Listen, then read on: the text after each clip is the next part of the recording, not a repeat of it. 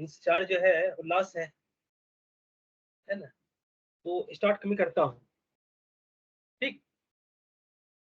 जी sir. सबसे पहला जो है हम लोग दोष प्रकरण में आते हैं। जो सप्तम उल्लास है आपका, सप्तम जी उल्लास सर। में। नमस्ते सर। हाँ नमस्ते। अच्छा सूर्यपन आ गए, मैं आप ही को फोन लगा रहा था। जी सर, मैंने भी अभी आपको किया, मैं इन नहीं हो पा रहा था। अच्छा अच्छा, ठीक है ठीक। तो स्टार्ट मैं करता हूँ, दोष प्रकरण से ही स्टार्ट करता हूँ, ठीक ना? सप्तम उल्लास जो है आपका। जी सर। हाँ, यहाँ जो है बुक निकाल लीजिएगा, अपने पास बुक रखिएगा सामने में, ठीक है? क्योंकि दोष जी को सर। लिखते समय जो है हमें दोष की कुछ भूमिका में भी जाना पड़ेगा। और सबसे पहले क्या है, दोष शब्द की व्युत्पत्ति जी कैसे हुई। जी मैंने स्टार्ट तो कर दिया, रिकॉर्डिंग स्टार्टेड हो गया है। जी जी तो दोष की जो है व्युत्पत्ति जो है पर चर्चा करेंगे। सबसे पहले हम लोग लिखेंगे कि काव्य प्रकाश के सप्तम उल्लास में दोष स्वरूप और उसके भेदों की चर्चा की गई है। अनंतर जो है दोष शब्द की जो व्युत्पत्ति है वह है कि दुष्ट धातु जो है उससे भाव और करण अर्थ में है प्रत्यय लगकर दोष शब्द निष्पन्न होता है, ठीक? दुष्यते इति दोषः, अगर भाव अर्थ लेंगे तो दुष्यते इति दोषः, और करण अर्थ लेंगे तो दुष्यति अनेन वा इति दोषः, ठीक? अब जो है कोश ग्रंथ में जो है दोष शब्द के भिन्न भिन्न अर्थ बताए गए हैं।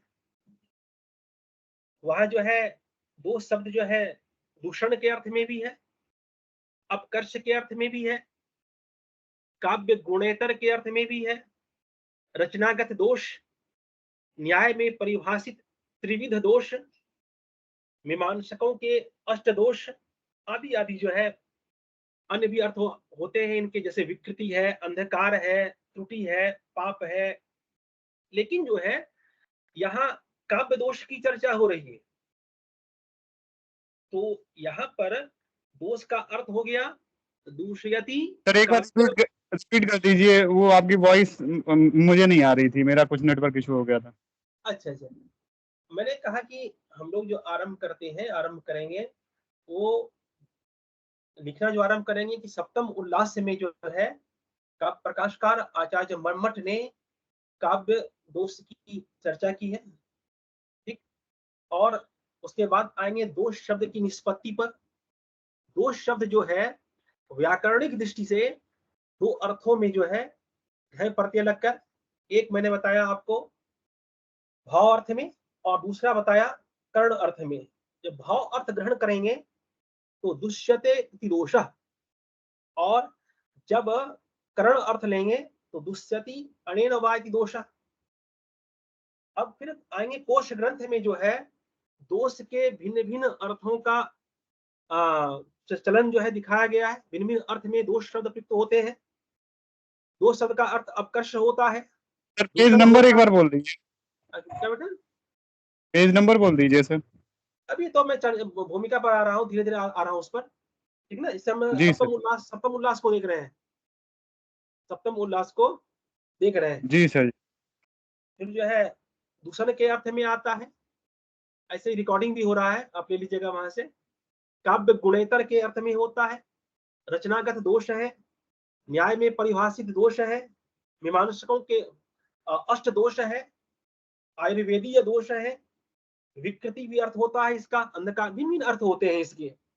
लेकिन क्योंकि यहाँ इस प्रसंग में काव्य दोष की चर्चा हो रही है, तो इसका अर्थ है दूषयति काव्यम इति दोषः, ठीक है, जो काव्य को दूषित करता है।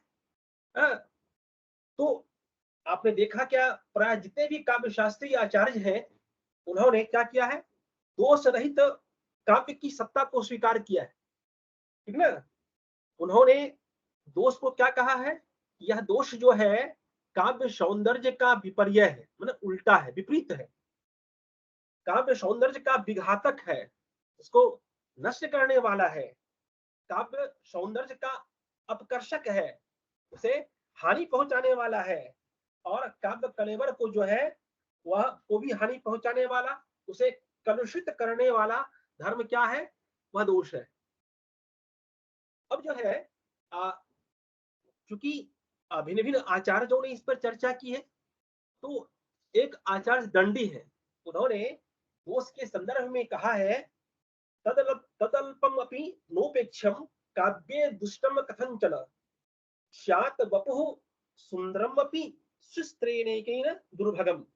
अर्थात क्या है, काव्य में एक छोटे से दोष की भी किसी प्रकार से उपेक्षा नहीं करनी चाहिए।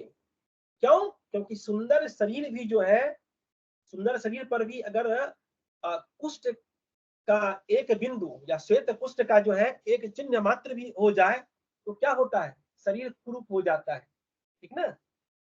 फिर वो आगे भी कहते हैं, आगे वो भिन्न भिन्न बातों को रखते हैं। वो कहते हैं कि भाई शास्त्र को न जानने वाला मनुष्य क्या है, गुण और दोषों का विभाग कर सकता है। शास्त्र को न जानने वाला मनुष्य जो है क्या गुण और दोष का विभाग कर सकता है? क्या नेत्रहीन व्यक्ति के रूप में, नो सर, क्या नेत्रहीन व्यक्ति के रूप के विविध प्रकार, नेत्रहीन जो व्यक्ति है उसमें रूप के विविध प्रकार को पहचानने की शक्ति है? ये चर्चा करते हैं, दंडी करते हैं। फिर भामा पर आते हैं। सर उन्होंने शरीर का जो उदाहरण दिया था उसमें क्या कहा था कि जिस प्रकार शरीर पर, हाँ, शरीर पर जो शरीर पर अगर कुष्ठ की जो एक बिंदु है, श्वेत कुष्ठ जो होता है, उजला कुष्ठ जो है, अगर शरीर पर दिख जाए तो शरीर का सौंदर्य क्या होता है, वो नष्ट हो जाता है। वो शरीर जो है कुरूप दिखाई पड़ने लगता है। सुंदर शरीर रहे और उस पर जो है आप कुष्ठ की बिंदु जो है आपको दिखाई पड़ने लगे तो आपको लगेगा कि शरीर जो है कितना कितना सुंदर शरीर है, लेकिन क्या है, दोष से युक्त हो गया है, ठीक ना। जी इसी तरह हामा, सर ये किसने बोला है? ये दंडी का कहता है, ठीक ना। ये दंडी ने काव्यादर्श में जो है इस बात की चर्चा की है। इसके जी बाद जो है एक आचार्य भामा हुए हैं दंडी से भी पहले, और लगभग या तो दंडी से पहले या कुछ समानांतर ऐसा माना जाता है। उन्होंने कहा है कि ना कवित्वम धर्माया व्याध है दंडनाय वा तू कवित्वम पुनर्साक्षात मृत्युम आहुर मनुष्य। अर्थात जो है कवि नहीं होने से तो मनुष्य पाप का, रोग को या दंड का ही भागी हो सकता है। अगर व्यक्ति कोई कवि नहीं है तो मनुष्य पाप का भागी हो सकता है, रोग का। किंतु ज्ञानी मनुष्य के अनुसार बुरा कवि होना, कुकवि होना जो है वह क्या है, कुकवि होना मृत्यु के समान है। कुकवि से तात्पर्य है कि ऐसा कवि जो कविता तो रचता है, कविता की रचना तो करता है, किंतु वह दोष से युक्त होता है। अब क्या है, तो ऐसा जो है क्या कहते हैं सर, ये भामा की युक्ति है। भामा जो है आचार्य हुए हैं, काव्यालंकार उनकी रचना है। जैसे दंडी की रचना काव्यादर्श है, उसी तरह भामा की रचना जो है वह जो है काव्यालंकार है। अब ये आते कहते हैं, हैं कि कवि नहीं होने से मतलब पाप इत्यादि का वो होता है। हाँ, कहते हैं अगर कोई व्यक्ति ज्ञानी है और उसमें जो है क्षमता है, लेकिन जी जो है वह ऐसे काव्य की रचना करता है जो दोष से युक्त ही रहता है, तो फिर ऐसा व्यक्ति जो है, अच्छा है कि वह व्यक्ति कवि ना हो, नहीं तो ऐसा कवि होना जो है वह क्या है, साक्षात मृत्यु के समान है, ठीक है। जी जी अब है कि ऐसी बात नहीं है कि दोष की जो चर्चा हुई है वह केवल जो है काव्य प्रकाशकार ने ही की है। काव्य प्रकाश से पूर्ववर्ती जो भिन्न भिन्न आचार्य रहे, आपको मैंने भामा का की चर्चा की, आपसे दंडी की चर्चा की, लेकिन जो नाट्य शास्त्रकार है उन्होंने भी, जो भरत है, आचार्य भरत ने नाट्य शास्त्र की रचना की, उन्होंने क्या किया, उन्होंने दोष स्वरूप का स्पष्टता निरूपण तो नहीं किया, लेकिन गुण विवेचन की के प्रसंग में उन्होंने जो है, उन्होंने उनके दोष स्वरूप को समझा जा सकता है। उन्होंने कहा कि दोष क्या हो सकता है, तो गुण का विपर्य, गुणा विपर्यात एषाम, तो गुण का विपर्य जो है वह विपर्य मतलब उल्टा होता है समानतः। और अभिनव गुप्त ने जो है विपर्य, अभिनव गुप्त जो है उसके उनके टीकाकार है, जिन्होंने अभिनव भारती की रचना की थी। उन्होंने कहा कि यहाँ पर विपर्य का अर्थ क्या है, विघात है, विघात। और स्वयं जो है एक अन्य प्रसंग में भरत ने कहा है, ने दोष को क्या कहा है, घात स्थान, घात माने नष्ट करने वाला स्थान कहा है, ठीक ना। कहते हैं एतद दोष विघात एवं गुणो भवत्यर्थः, हाँ, ये अभिनव गुप्त कहते हैं। और फिर जो है एतानि यथा स्थूलम घात स्थानानि काव्यानि घात स्थानानि काव्यस्य, ये नाशास्त्र कहते हैं कि विपर्य या घातक से भरत का अभिप्राय है विनाश या अपकर्ष, ठीक ना। तो भरत ने क्या कहा कि गुण का विपर्य, विपर्य से का अर्थ क्या लिया, विघात अर्थ लिया, और विघात से तात्पर्य क्या है, विनाश या अपकर्ष है, ठीक ना। लेकिन उन्होंने जो है गुण स्वरूप की जो है दोष स्वरूप की इस रूप में चर्चा नहीं की। बाद की जो है उसे दोष स्वरूप का एक क्या कहते विधिवत जो है निरूपण उन्होंने नहीं किया। साथ ही ना तो दोष के प्रकारों की चर्चा की। वामन पहले आचार्य थे जिन्होंने क्या किया, उन्होंने उसका विधि दोष स्वरूप का की विधिवत चर्चा की, उसका वर्गीकरण किया और उसको एक व्यवस्थित स्वरूप प्रदान किया। लेकिन वामन के साथ एक समस्या थी, और समस्या क्या है, वो क्योंकि उनकी दृष्टि में वो प्रथम जो है क्या थे, वे काव्यात्म तत्व का अन्वेषण करने वाले प्रथम आचार्य थे। तो स्वाभाविक है ना कि जो काव्य तत्व का, जब वो काव्य की आत्मा का अन्वेषण कर रहे हैं, तो आत्मा का अन्वेषण करने में उनका दृष्टिकोण क्या है, उन्होंने रीति को काव्य की आत्मा माना। स्वाभाविक है कि उनका जो दोष स्वरूप होगा वह भी जो है रीति पर ही आधारित होगा। उन्होंने कहा कि भाई ये क्या है, ये दोष क्या है, कहा काव्य सौंदर्य आक्षेप हेतु। उसमें मैं चर्चा भी आप लोगों से की थी कि काव्य सौंदर्य का जो आक्षेप हेतु वह त्यागाय दोषा विज्ञातव्या। उन्होंने कहा कि ये क्या है, काव्य सौंदर्य के का विनाशक तत्व को स्वीकार करते हुए त्याज्य माना है। कि उन्होंने क्या कहा, दोष को दोष का काव्य सौंदर्य के आक्षेप का हेतु है। क्यों कहा ऐसा, क्योंकि उन्होंने विशिष्ट पद रचना के माध्यम से काव्यगत सौंदर्य की, जो सौंदर्य का जो विघातक तत्व है, सौंदर्य को नष्ट करने वाला जो तत्व है, उसकी उपस्थिति को सर्वथा क्या किया, अस्वीकार किया था। लेकिन काव्य सौंदर्य आक्षेप हेतु से तात्पर्य है कि भाई काव्य सौंदर्य गुण दोष क्या है, काव्य सौंदर्य के संदर्भ में जो है उस पर जो आक्षेप करने वाला हेतु है, उन्होंने उसे कहा कि यह और क्या हो सकता है, तो गुण विपर्यात्मनो दोषा, अर्थात जो है गुण का विपर्य है, और यह किसी रूप में भी जो है स्वीकार्य नहीं है, क्योंकि यह विपरीत स्वरूप वाला धर्म है। और ये पहले आचार्य थे जिन्होंने शब्द और अर्थ की दृष्टि से जो है किसकी चर्चा की, दोष की चर्चा की। और शब्द दोष और अर्थ दोष, शब्द दोष के अंतर्गत उन्होंने पद दोष और वाक्य दोष की चर्चा की, और अर्थ दोष के अंतर्गत जो है पदार्थ दोष और वाक्यार्थ दोष की चर्चा की। फिर जो है उसी परंपरा में जब हम आगे बढ़ते हैं, तो जो काव्य प्रकाशकार है, मैंने पहले भी कहा काव्य प्रकाशकार क्या है, वे ध्वनि तत्व के की पुनः स्थापना करने वाले पुनर्प्रतिष्ठापक आचार्य है, ध्वनिवादी आचार्य है। आनंद वर्धन की जो परंपरा है उसको संवर्धित करने वाले आचार्य है। तो स्वाभाविक है कि वह जो है उसको किस रूप में देखेगा। तो उन्होंने कहा आनंद वर्धन ने जो है जो दोष विषयक विचार है, उन्होंने उसको रसद ध्वनि के संदर्भ में देखा, और दोष का जो दोषत्व है उसका प्रतिपादन आचार्य मम्मट ने देखा सर। हाँ, आनंद वर्धन ने जो है उन्होंने रसद ध्वनि के संदर्भ में दोष जी को देखा और कहा, उनका जो चिंतन था, उन्होंने कहा जो बाद में हम लोग देखेंगे भी, अनौचित्यादितेन रसभंगस्य कारणम प्रसिद्ध औचित्य बंधस्तु रसस्पृशत परा। अर्थात जो है प्रसिद्ध औचित्य का जो अनुकरण है, ये क्या होता है, काव्य का रस का परम धर्म होता है। और अनौचित्यादितेन अन्यत रस, और अनौचित्य क्या है, रस भंग का जो है, रस की भंगता का अन्य कारण है। और उन्होंने क्या किया, उन्होंने जो दोष है ध्वनि, कई दोष तो ऐसे भी है जहां पर उन्होंने नित्य अनित्य दोष की भी चर्चा की। बाद में आपने जो है साहित्य दर्पण में भी पढ़ा। तो और साथ ही उन्होंने जो है दोष के परिहार को भी बताया। आपने देखा कि ऐसा नहीं है कि दोष का ये स्वरूप का को निरूपित करने वाले जो काव्य प्रकाशकार है परिहार से हम क्या संदर्भ लेते हैं? परिहार का अर्थ क्या होगा? मतलब दोषों को दूर करने वाला। हाँ, दोषों का हम पढ़ेंगे, हम लोग अभी पढ़ेंगे रस दोष का परिहार जो मम्मट ने ही बताया है। तो मम्मट का तो आधार ही तो क्या है, ध्वनिकार है। तो उन्होंने, अब हम लोगों ने क्या देखा कि दोष की जो है एक सशक्त परंपरा जो है, भूमिका जो है पहले से ही विद्यमान थी, ठीक ना। और वह परंपरा जो है नाट्य शास्त्रकार से लेकर के अभिनव गुप्त भी टीकाकार है, लेकिन मैं बार बार कहता हूँ कि अभिनव गुप्त की जो भूमिका है काव्य शास्त्र के क्षेत्र में, वह जो मूल ग्रंथकार है उनसे बढ़कर है। अगर अभिनव गुप्त नहीं होते तो शायद जो है आपको जो है चाहे भरत हो या आनंद वर्धन हो, उनकी जो प्रतिष्ठापना है उस रूप में नहीं हो पाती, ठीक ना।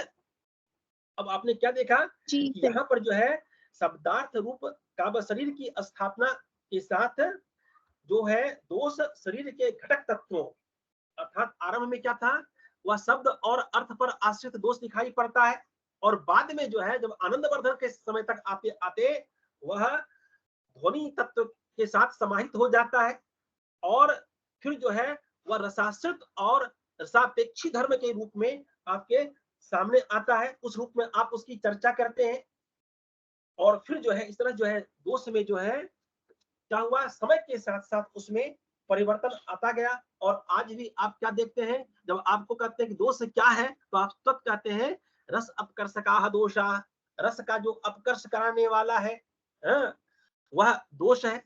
अब आते हैं इसी परिप्रेक्ष्य में, क्योंकि आपने जो है, मैंने कहा था कि आपने साहित्य दर्पण को भी पढ़ा है, और साहित्य दर्पण में जो है जब चर्चा दोनों प्रकार से चर्चा हुई है। प्रथम चर्चा, एक चर्चा जो है उन्होंने काव्य प्रकाशकार का खंडन करते हुए, मैंने बार बार कहता हूँ खंडन नहीं, वास्तव में मंडन ही है, लेकिन क्या है कि एक तो, हाँ बेटा बताइए निकिता। सर शालू वेट कर रही है, उसे लेट इन कर लीजिए। वो जो विकास जी है, कहिए वो इंटर कर लेंगे। विकास शर्मा जी है। हाँ विकास शर्मा जी, मेरी आवाज आ रही है आपको? क्योंकि मेरे पास नहीं है, मेरे हैंडल तो उनके पास में है। सर शायद आपको कॉल करनी पड़ेगी इन्हें। अच्छा अच्छा अच्छा, एक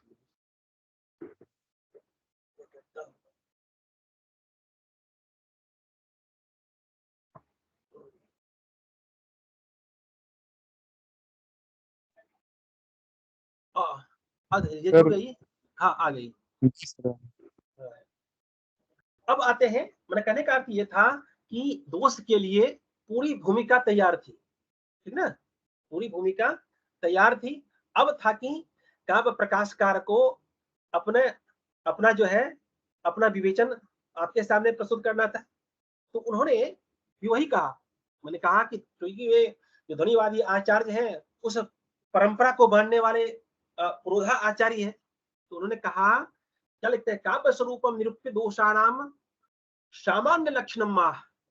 उन्होंने कहा काव्य स्वरूप का निरूपण कर दिया गया, अब जो है दोषों के सामान्य स्वरूप को कहा जाता है, ठीक ना। अब उन्होंने कहा कि भाई ये क्या है, दोष क्या है,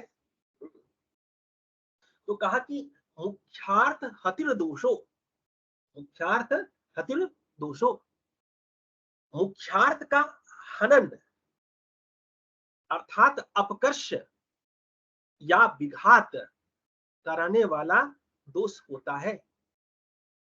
तो फिर कहता है कि रसश्च मुख्य, अब कहता मुख्यार्थ पद का, अब प्रश्न उठेगा कि ये मुख्यार्थ है क्या, तो मुख्यार्थ पद का आशय क्या है यहाँ, यहाँ मुख्यार्थ पद का आशय वाच्यार्थ नहीं है बल्कि रस है। और वह उसकी प्रतीति कैसे होती है, तो कहते हैं रसश्च मुख्य, रस क्या है, मुख्य अर्थ है, रस मुख्य अर्थ है। अब जब रस मुख्य अर्थ हो गया तो फिर क्या हो गया, तो रस का जो अपकर्षक है, रस का जो हनन करने वाला है, वह क्या कहलाएगा, वह दोष कहलाएगा। क्योंकि आपने जो है मुख्य अर्थ किसको माना, मुख्य किसको माना, रस को माना। तो मुख्यार्थ हतिर दोषा का अर्थ हो गया कि रस का हनन करने वाला, न कि वाच्यार्थ का हनन करने वाला, ठीक ना। फिर कहा कि तद आश्रयाद वाच्य, उस रस का आश्रय होने से वाच्य अर्थ भी क्या है, मुख्य अर्थ कहलाता है। रस का जो है आश्रय, रस कहाँ रहेगा, तो वही रस का आश्रय किस पर है, तो अर्थ पर भी है। तो अर्थ पर आश्रित होने के कारण अर्थ भी क्या कहलाया, मुख्य अर्थ कहलाया। अब जो है तो इससे प्रतीति किसकी हो रही है, प्रतीति हो रही है जो आने वाला अर्थ दोष है। हाँ, जो रस का अर्थ दोष रहेगा चमत्कारी। हाँ, अर्थ दोष जो है उसकी ओर संकेत किया जा रहा है। क्यों, क्योंकि रस के साथ चमत्कारी वाच्य का अपकर्ष कारण, अपकर्ष कराने वाला जो तत्व है वह भी दोष कहलाता है। हाँ? फिर कहा उभयोपयोगिनः स्युः शब्दाद्यास तेन तेषु अपि सह। तो शब्दाद्याह, शब्द आदि क्या है, शब्दाद्याह क्या है, शब्द आदि क्या है, तो इन दोनों के बोधन में, अर्थात किसके बोधन में, शब्द आदि से तात्पर्य क्या है, रस तथा वाच्यार्थ है। इन दोनों के बोधन में ये क्या होते हैं, सहायक होते हैं। इसलिए शब्द जो आदि क्या है उनमें भी वह दोष रहता है और वह क्या कहलाता है, पद दोष कहलाता है। ठीक ना। तो आपको इसी एक जो कारिका है, मुख्यार्थ हतिर दोष रसश्च मुख्य, एक कट यहाँ पर मारिएगा। दूसरा कट क्या है, तद आश्रयाद वाच्य, उस रस के आश्रय से जो अर्थ है वह भी मुख्यार्थ कहलाता है। और उभयोपयोगिनः स्युः शब्दाद्याः, शब्द आदि क्या है, शब्द आदि इन दोनों के बोधन में, किसके किसके, रस तथा वाच्यार्थ के बोधन में सहायक होते हैं। इसलिए दोष वह भी रहता है। और जहां वह अर्थ दोष था यहाँ यह पद दोष हो गया। अब देखिए फिर मम्मट क्या कहते हैं, हति सर एक अपकर्ष। बार पूरा अर्थ लगवा दीजिए, एक बार अर्थ लगवा दीजिए। हाँ, कहता है मुख्यार्थ हतिर दोष, मुख्य अर्थ का हनन करने वाला क्या है, दोष है। और रसश्च मुख्य, मुख्य क्या है, तो रस है मुख्य। और तद आश्रयाद वाच्य, और उसका उसके आश्रय से, उसके किसके, रस के आश्रय से, रस का आश्रय होने से क्या होता है, वाच्य, वाच्य भी जो होता है वह भी मुख्य अर्थ कहलाता है। इसलिए रस के साथ चमत्कारी वाच्य का अपकर्ष कारक भी दोष कहलाता है। यह दोष जो है अर्थ दोष की ओर संकेत कर रहा है। फिर कहता है शब्दाद्याह, शब्द आदि क्या है, उभयोपयोगिनः स्युः, इन दोनों के बोधन में क्या है, तो कारक होते हैं। किन दोनों के, तो अभी आपने पढ़ा रस और वाच्यार्थ दोनों के का बोध कराने में क्या होते हैं, उपकारक होते हैं, सहायक होते हैं, सहायता करते हैं। इसलिए उनमें भी वह दोष, शब्द आदि में भी वह दोष होता है। यह बात जो है पद दोष की ओर संकेत करता है। अब वृत्ति भाग में कहते हैं, कारिका में यह कह दिया, वृत्ति भाग में कहते हैं हतिर अपकर्ष। कहता कि यहाँ जो कारिका में आपको हति शब्द आया हुआ है उसका अर्थ विनाश नहीं है, उसका अर्थ है अपकर्ष। और शब्दाद्याह में जो आद्य पद आया हुआ है उसके ग्रहण से क्या होता है, आदि पद जो है, आदि पद किसका बोध कराता है, तो वर्ण और रचना का भी ग्रहण कराता है। केवल शब्द ही नहीं, शब्द आदि से शब्द, वर्ण और रचना तीनों ही ग्राह्य हो जाते हैं, तीनों का ग्रहण किया जाता है। अब कहता है कि दोष केवल जो है, दोष केवल गुणों का विपर्यय नहीं होता बल्कि उसकी स्वतंत्र सत्ता होती है। क्योंकि आपने जो है काव्य लक्षण में जब पढ़ा था तो क्या पढ़ा था, तददोषो शब्दार्थो स्वगुणावनलंकृति पढ़ा था ना। तो तद अदोषो, सगुणों से पहले जो है अदोषो पद को रखा गया। कारण क्या था? इसका कुछ कारण रहा होगा ना कि जो है अदोषो पद को जो है पहले रखा गया। इसका कारण था कि सौंदर्य का आधान कराने में गुण को जितनी कारणता प्राप्त होती है उससे भी कहीं अधिक जो है अधिक कारणता दोष के अभाव का होता है। दोषाभाव होगा, दोष अगर का जो अभाव है वही वास्तव में क्या है, वह वास्तव में गुण ही तो होता है। इसलिए जो है काव्य प्रकाशकार ने जो है, तो आप जो है इस पंक्ति को अवश्य रखिएगा कि ग्रंथकार ने जो है काव्य लक्षण का निरूपण करते समय सगुणों गुण से पहले दोष को रखा। दोष को रखने का कारण यह था कि दोष जो होता है वह क्या होता है, वह सौंदर्य का विघातक होता है, उसको हरण करने वाला होता है। और इसलिए जो है जब तक दोषाभाव की प्राप्ति नहीं होगी, दोष का अभाव नहीं होगा, तब तक तो गाड़ी आगे नहीं बढ़ सकती, ठीक ना। इसलिए जो है, और काव्य में दोष का ना होना भी क्या कहलाता है, वह गुण, वही तो गुण है, गुण ही तो है। इसलिए दोष क्या हो सकता है उसका निरूपण आचार्य ने प्रथमतः किया है ना। अब आते हैं ये आयुषी कौन थी बच्ची, को एक बच्ची भी निकली अभी। सर ये एक और आदोषों वाला फिर से बता दीजिए। मैं इसमें कुछ नहीं है। इसमें ये मैंने कहा कि जो काव्य लक्षण है, काव्य लक्षण में पहले तद अदोषो पद को रखा गया, उसके बाद सगुणो पद को रखा गया। तो इस क्यों रखा गया? इसलिए रखा गया ना कि भाई अदोषो जो है, अगर दोष रहित जो है दोष रहित काव्य की परिकल्पना नहीं की जाएगी तो काव्य की कारणता में जो है गुण का जितना महत्व है उससे अधिक महत्व दोष का है। इसलिए जो है दोष की कारणता जो है, कारणता से तात्पर्य है दोष अभाव का प्रतिपादन करना।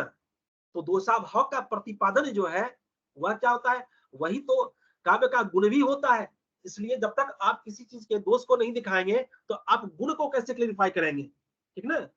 आप जो है ये बताएंगे ना भाई ये लड़का है, इस लड़के में जो है यह जो है इसमें ये सब दोष नहीं है, जो सामान्य दोष होते हैं वो भी दोष इस लड़के में नहीं है, तब तो वह गुणवान है ना।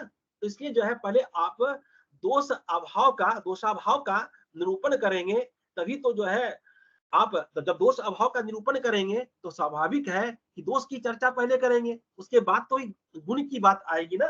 इसीलिए जो है यहाँ पर सबसे पहले शब्दार्थ के दोष की चर्चा की गई है कि दोष का अभाव होना चाहिए, तद अदोषो। मतलब जो है जहां पर दोष जो है का अभाव हो, ठीक ना, वही तो काव्य है ना। इसलिए उन्होंने अदोष पद को पहले रखा है, ठीक ना। अब कहता है कि इस उल्लास का जो उद्देश्य है वह क्या है, विशिष्ट दोषों का विवेचन करना। और विशिष्ट का ज्ञान क्या है, सामान्य के ज्ञान के बिना संभव नहीं है। अब आते हैं कि मुख्यार्थ हतिर्दोषा में, हति शब्द को आपने देख ही लिया। हति शब्द जो है हन धातु से बना है और तिच प्रत्यय लगा हुआ है, करण और भाव अर्थ में यहाँ भी है, हननम हति भी होता है। हाँ, तो भाव के अर्थ में लेंगे तो हननम हति, जहाँ मुख्यार्थ हति शब्द में बहुब्रीहि समास मानने पर अर्थ होगा जिससे मुख्य अर्थ का उपघात हो उसे दोष कहते हैं, ठीक ना। अब करण में प्रत्यय मानेंगे तो हन्यते अणेन या हन्यते अणेन, अर्थात ऐसा तत्व जो उपघात को उत्पन्न करे। मुख्यार्थ के साथ तत्पुरुष समास करने पर अर्थ होगा मुख्यार्थस्य हतिः दोषः, अर्थात मुख्यार्थस्य हतिः दोष, मुख्यार्थ का जो हरण करने वाला उपघातक तत्व है वह दोष कहलाता है। सामान्यतः क्या मुख्यार्थ किसको कहते हैं, आपने देखा कि मुख्यार्थ से यहाँ तात्पर्य क्या था, रस को ग्रहण किया गया था, मुख्य से रस को ग्रहण किया गया था। लेकिन सामान्यतः आप क्या लेते हैं, जो सत्यार्थ है जिसमें अर्थ को उत्पन्न करने की क्षमता है उसको आप जो है जो वाच्यार्थ है उसको ग्रहण करते हैं। लेकिन जो है यहाँ पर अगर ऐसा करेंगे तो दोष जो है शब्द में भी होता है, अर्थ में भी होता है, वर्ण में भी होता है, रचना में भी होता है, रस में भी होता है, अलंकार में भी होता है। और ऐसी स्थिति में क्या होगा, आपका जो लक्षण है वह अव्याप्ति दोष से युक्त हो जाएगा। तो यहाँ पर मुख्यार्थ का अर्थ क्या किया गया है, ऐसा तत्व जो स्वेच्छाधीन हो, ठीक ना। और इच्छा या सुख जो है वह क्या है, आनंद स्वरूप होता है। ये काव्य शास्त्रीय भाषा में इसको आप क्या कहते हैं, इसको आप रस कहते हैं। अतः मुख्यार्थ हति में मुख्यार्थ का आशय है, आशय रस से है। अब कहता है जिस, फिर आगे बढ़ते हैं। अब कहता है शब्द या तो व्यंजक या वाचक होकर के रस और वाच्यार्थ का उपकारक होता है। शब्द ही क्या करता है, सरस काव्यों में विभाव आदि का संपादन कर उसे आस्वाद के योग्य बनाता है। और वाच्यार्थ जो है उसको भी जो है, उसका प्रत्यायक जो धर्म है वह भी शब्द ही है, उसका उपकार करता है। वाच्यार्थ का प्रत्यायक होकर, क्योंकि भाई शब्द है तभी तो, शब्द है तो अर्थ है, अर्थ है तो शब्द है। हाँ, तो उसका उपकार करता है। और शब्द में आद्य शब्द जो कहा गया है, आदि शब्द जो कहा गया है, मैंने पहले भी कहा और अपने ग्रंथकार ने भी कहा है, शब्दाद्या इत्यादि ग्रहणात वर्ण रचने, वर्ण और रचना दोनों का ग्रहण होता है। अब ठीक है। और हाथी का अर्थ जो है आपने देखा ही, यहाँ पर हाथी का अर्थ विनाश मत लीजिएगा, हाथी का अर्थ अपकर्ष लीजिएगा।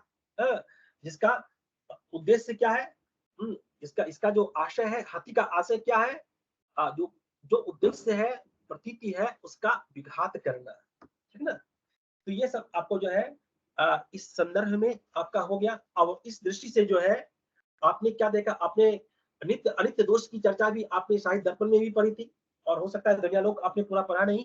दुनियालोक में भी नित्य अनित्य दोष की चर्चा है। कुछ स्थितियों में जो नित्य दोष होते हैं वह क्या होते हैं, वह तो है, किसी भी स्थिति में गुण रूपता में परिवर्तित नहीं हो सकता। किंतु कुछ ऐसे दोष हैं जो विशेष परिस्थिति में गुण रूप में परिणत हो जाते हैं, और इसलिए उसको क्या कहा गया, उसको अनियत दोष कहा गया है। तो नित्य अनित्य जो दोष है, इनको आधार बनाकर दोष जो समूह है उसको तीन वर्गों में, प्रथमतः तीन वर्गों में विभाजित किया जाता है। आपने अभी देखा, एक आपने देखा रस दोष, दूसरा देखा शब्द दोष, और तीसरा देखा अर्थ दोष। या आप ऐसा कहें कि अगर मुख्यार्थ दोष रसश्च, तो रस जो है रस दोष, और तद आश्रयाद वाच्य, तो अगर उसको लेंगे तो आप जो है अर्थदोष को ले लीजिए, और बाकी जो शब्द आदि, तो वहां जो है वो शब्द दोष हो गया। और शब्द दोष में के साथ साथ क्या है, वहां पर पद है, पदांश है और वाक्य। तो दोष जो है 5 प्रकार के हो गए। पहला शब्द दोष लेंगे, उसके अंतर्गत जो है पद दोष है, पदांश दोष है और वाक्य दोष है। दूसरा अर्थ दोष है, रस दोष है।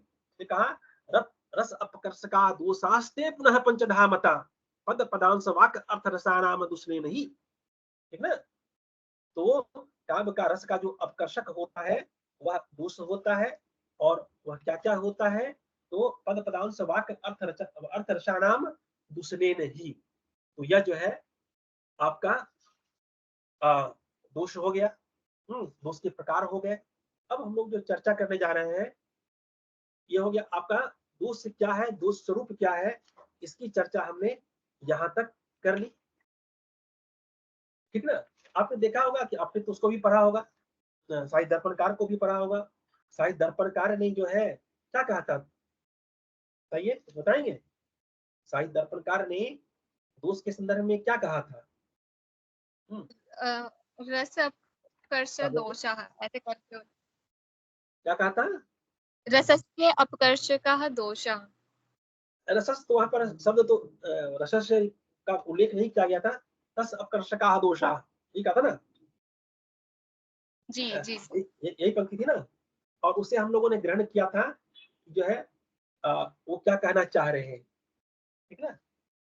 अब है कि रस दोष के बाद जो है हम लोग सीधा आते हैं हम लोग जो है दोष स्वरूप के बाद आ जाते हैं किन पर।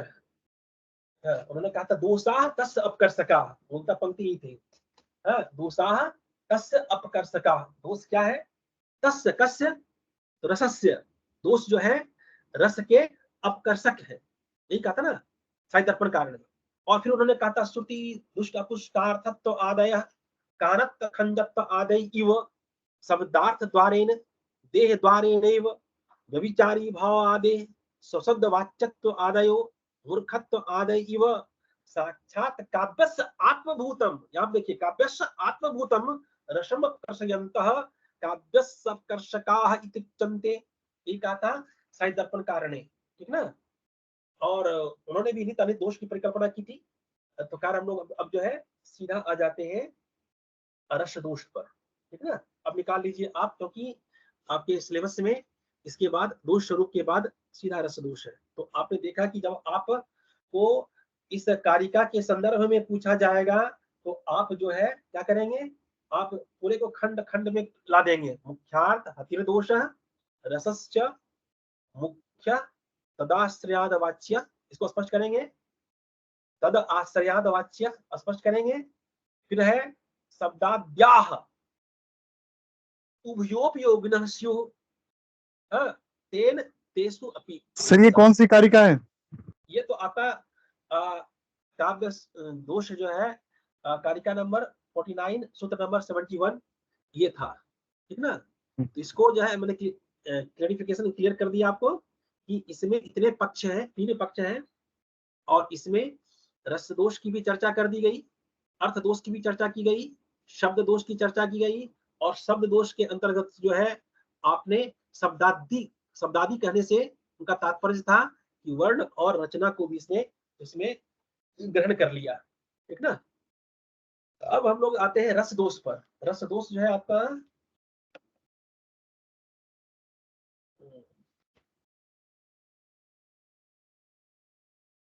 निकल गया आप लोगों से। सर सूत्र 81 है। सूत्र 81, ठीक है।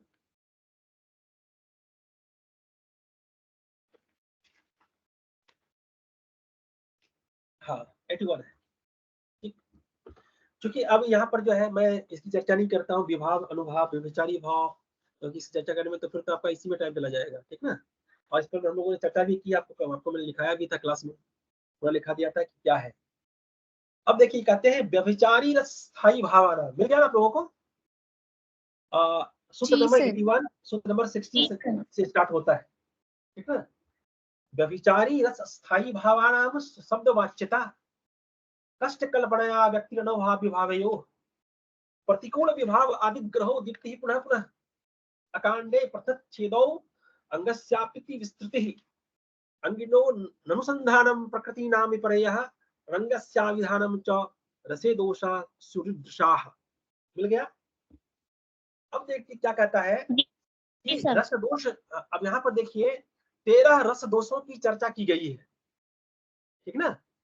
13 रस दोषों की चर्चा की गई है, और अंत में उन्होंने क्या कह दिया कि रसे अनंगस्याविधानम च रसे दोषा स्युः ईदृशाः, ईदृशा शब्द का प्रयोग किया। कहता भाई 13 का तो मैंने नामतः जो है उल्लेख कर दिया, लेकिन इसका अर्थ जो है आप इतने में ही बस मत हो जाइएगा।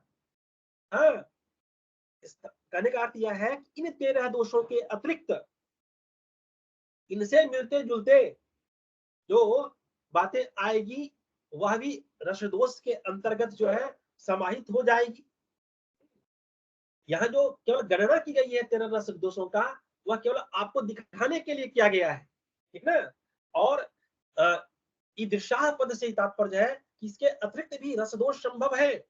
अब जैसे है कि नायिका ने पद प्रहार किया, किस पर? नायक पर किया, और नायक जो है कुपित हो गया।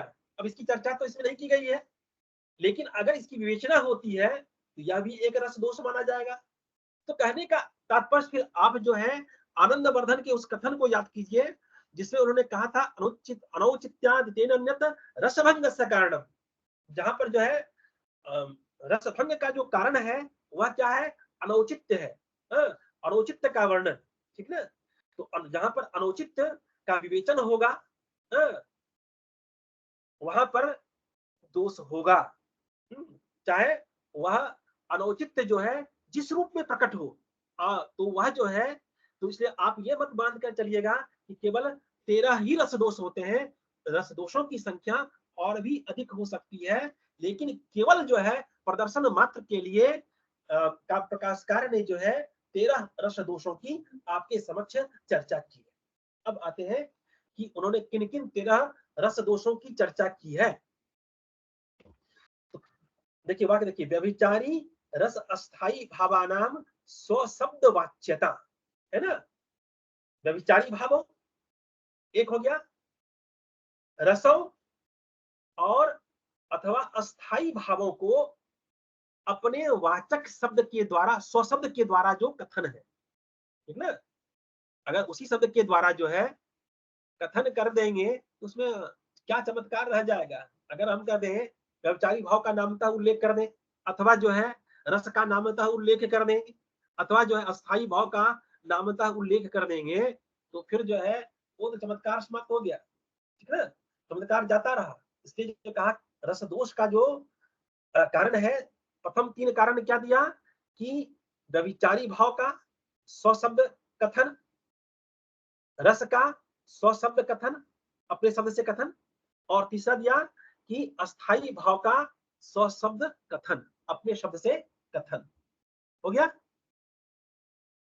फिर कहा कष्ट कल्पनाया व्यक्ति अनुभव विभावयो, अनुभाव और विभाव की कष्ट कल्पना की अभिव्यक्ति, अनुभाव और विभाव जो है उसको आप जो है बहुत कष्ट के साथ अगर निकाले, कष्ट कल्पना से जो उसको अभिव्यक्त किया जाए, बहुत कष्ट के साथ, बहुत परिश्रम के साथ उसको निकाला जाए, तो वह भी जो है वह भी गुण कारक नहीं है, वह भी क्या है, वह भी दोष कारक ही है। फिर कहा कि प्रतिकूल विभाव विभाव आदि ग्रहो, रस के प्रतिकूल जो है विभाव आदि का ग्रहण कर लिया जाए, ठीक ना। रस के प्रतिकूल, रस कुछ हो और उसके प्रतिकूल जो है, उसका उल्टे जो है, उल्टा जो है विभाव आदि का हम ग्रहण कर लेंगे, क्योंकि भाई 9 रस है और 9 रस में क्या है, कुछ रस क्या है एक दूसरे के विरोधी है, जिसके जैसा कि मैंने आपको बार बार कहा कि श्रृंगार और शांत को ही आप ग्रहण कर लीजिए। तो अब क्या है कि जहां पर किसी रस में उसके विरोधी रस अथवा विरोधी के विभाव, अनुभाव और व्यभिचारी भाव का हम ग्रहण कर लेंगे, वह तो रसास्वादन के लिए उचित नहीं माना जाएगा, ठीक ना। तो जहां पर किसी रस का विवेचन होता रहा हो और कहीं कि उसके विरोधी रस का जो है विभाव, अनुभाव और व्यभिचारी भाव को हम ला देंगे या विरोधी रस का जो है विवेचन कर देंगे, तो वह क्या है, वह उचित नहीं माना जाता है, ठीक ना, वह भी दोष है। और फिर कहा कि प्रतिकूल विभाव आदि ग्रहो दीप्ति पुनः पुनः, रस की जो है बार बार दीप्ति, जैसा कि मैंने आपको बताया था ना कि आपको जो है कहां पर हो रहा है विवेचन, या जहां पर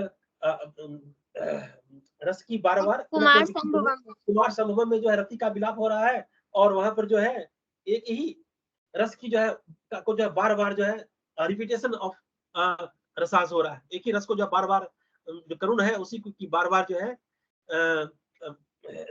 बार बार दीप्ति हो रही है, बार बार रस जो है पुनः पुनः विभक्त हो रहा है, ऐसे में जो है यह भी उचित नहीं है। फिर मैं कहा अकांडे प्रथना, देखिए अकांडे प्रथना छेदो, दो शब्द है यहाँ पर। अकांडे, इसका अन्वय, अकांडे का जो अन्वय है वो दोनों के साथ होगा, प्रथना के साथ भी और छेदों के साथ भी। अकांडे मतलब अनवसर, अवसर नहीं है। अब जो मैंने आपको उदाहरण दिया था कि महाभारत में जो है युद्ध हो रहा है और भानु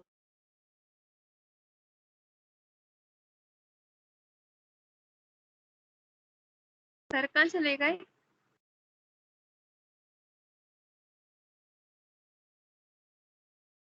शायद नेटवर्क नहीं आ रहे होंगे, आ जाएंगे भी।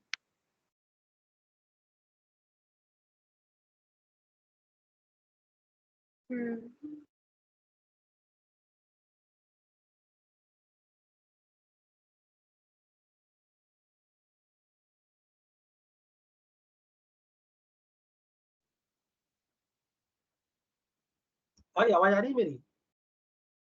जी जी सर। हाँ, हाँ। ये क्या कुछ क्यों रुक क्यों गया था? चलिए। हाँ, तो मैंने कहा था कि महाभारत का युद्ध हो रहा है और वहां पर जो है अब भानुमति का, दुर्योधन का भानुमति के साथ श्रृंगार का वर्णन किया जा रहा है ना? तो ये तो उचित नहीं है ना? तो वही कहा अकांडे प्रथना, अनवसर जो है विस्तार कर देना, ना?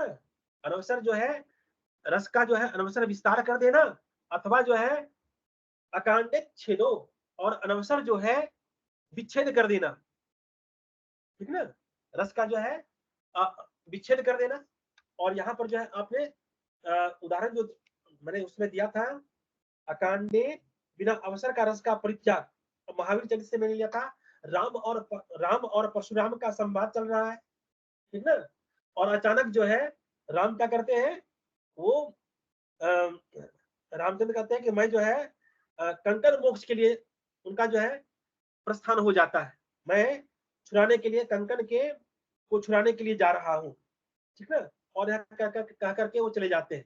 तो अब जहां पर जो है वीर रस की जो है वीर रस ध्वनित हो रहा है, अचानक जो है वो वहां पर जाए उस वीर रस का अवच्छेद कर देते हैं, उसका विखंडन कर देते हैं, उसका उसका जो है विच्छेद कर देते हैं, और वो कहते हैं कि अब मैं कंकड़ मोक्ष के लिए जा रहा हूँ। तो यह जो है इस तरह की जो घटना है, कंकड़ मोक्ष क्या होता है, तो विवाह की एक विधि है और वीर का समाज जो है वहां पर एकत्रित है और संघर्ष की स्थिति बनी हुई है, और कंकड़ मोक्ष का बहाना बना करके वहां से खिसक जाना जो है वह क्या है, वह अनवसर जो है बिना अवसर के रस का विच्छेद हो जाता है, ठीक ना? ये उदाहरण मैंने आपको दिया था, महावीर चरित्र से था यह। उसके बाद जो है अंगिनो अंगिनो अनुसंधानम, जो अंगी रस है, अंगी रस का नहीं कांडे प्रत्यक्ष दो, ठीक है। अंगस्य अपि अति विस्तृति, अंगस्य अपि, तोड़िए इसको, अंगस्य अंग रस है, अंग ना सहायक रस है, उसका अत्यधिक विस्तार कर देना, सहायक जो अप्रधान अंग रस है उसका अत्यधिक विस्तार कर देना, ठीक ना? और यहाँ पर आपने जो है हयग्रीव वध से हमने जो है एक उदाहरण दिया था, ठीक ना? जो अंग है उसका अत्यधिक विस्तार कर दिया गया था, और वहां पर विष्णु नायक है, प्रधान नायक है, लेकिन जो है हयग्रीव का विशेष विवेचन वहां किया जा रहा है, ठीक ना? उसका जल केली है, वन विहार है, इनका विवेचन किया जा रहा है। तो जो प्रधान रस है, प्रधान नायक है, उसका विशिष्ट विवेचन ना करके जो अप्रधान है, उसका जो अंग है उसका विशिष्ट विवेचन कर देना भी जो है वह दोष ही है, ठीक ना? अब कहता है अंगिनो ननुसंधानम, जो अंगी रस है, प्रधान रस है, उसका अनुसंधान न करना। अब जैसा कि मैंने रत्नावली नाटिका से एक उदाहरण आपको दिया था, तो ग्रंथ में भी दिया हुआ है कि चतुर्थ अंक में क्या है, जो कंचुकी है, सिंगलेश्वर की कंचुकी बाभ्रव्य के आ जाने पर विजय वर्मा के वृतांत के सुनने में उनको लगा दिया जाता है, और इससे क्या होता है कि उदयन को रत्नावली अर्थात सागरिका नामक मुख्य नायिका की स्मृति से श्रृंगार रस की प्रतीति में विच्छेद हो जाता है। बीच में ही जो है एक दूसरा टॉपिक ला दिए, उस टॉपिक में फंस गए, और जो श्रृंगार रस की प्रतीति कराई जा रही थी उसका विच्छेद हो गया, उसको त्याग दिया गया। और फिर कहा प्रकृति नाम विपर्य, प्रकृति नाम विपर्य, प्रकृति विपर्य, प्रकृति का अर्थ है नायक नायिका। रस निष्पत्ति के लिए आवश्यक है कि पात्रों के जो औचित्य पर ध्यान दिया जाना, और पात्रों के औचित्य का विवेचन अगर नहीं किया जाता है तो वह भी दोष होता है। अब जो है और वहां पर दिव्य अदिव्य और दिव्यादिव नायकों की बात की गई थी, ठीक है ना।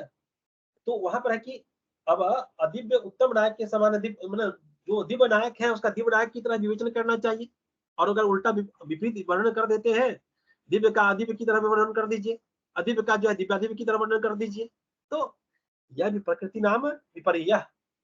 और फिर अंतिम मिथा का अंगिनो अनुसंधानम प्रकृति नाम विपर्य अनंगस्याभिधानम च। जो अनंग है, जो प्रकृत रस का उपकारक नहीं है, उसका कथन, जो प्रकृत रस का उपकारक नहीं है, ऐसे अंग का जो वर्णन करना है वह तो इस तरह से जो है 13 जो है रस दोष बताए गए हैं। तो मैंने आपसे कहा था कि इन 13 दोषों में से यद्यपि आप जो है प्रत्येक के उदाहरण को अपने पास रखिएगा, ठीक ना, क्योंकि आपको उदाहरण जो है यहीं से देना है। इसमें जो है कम से कम जो 8 दोष है, विशेषता मुझे लगता है क्या किया, विशेषता जो है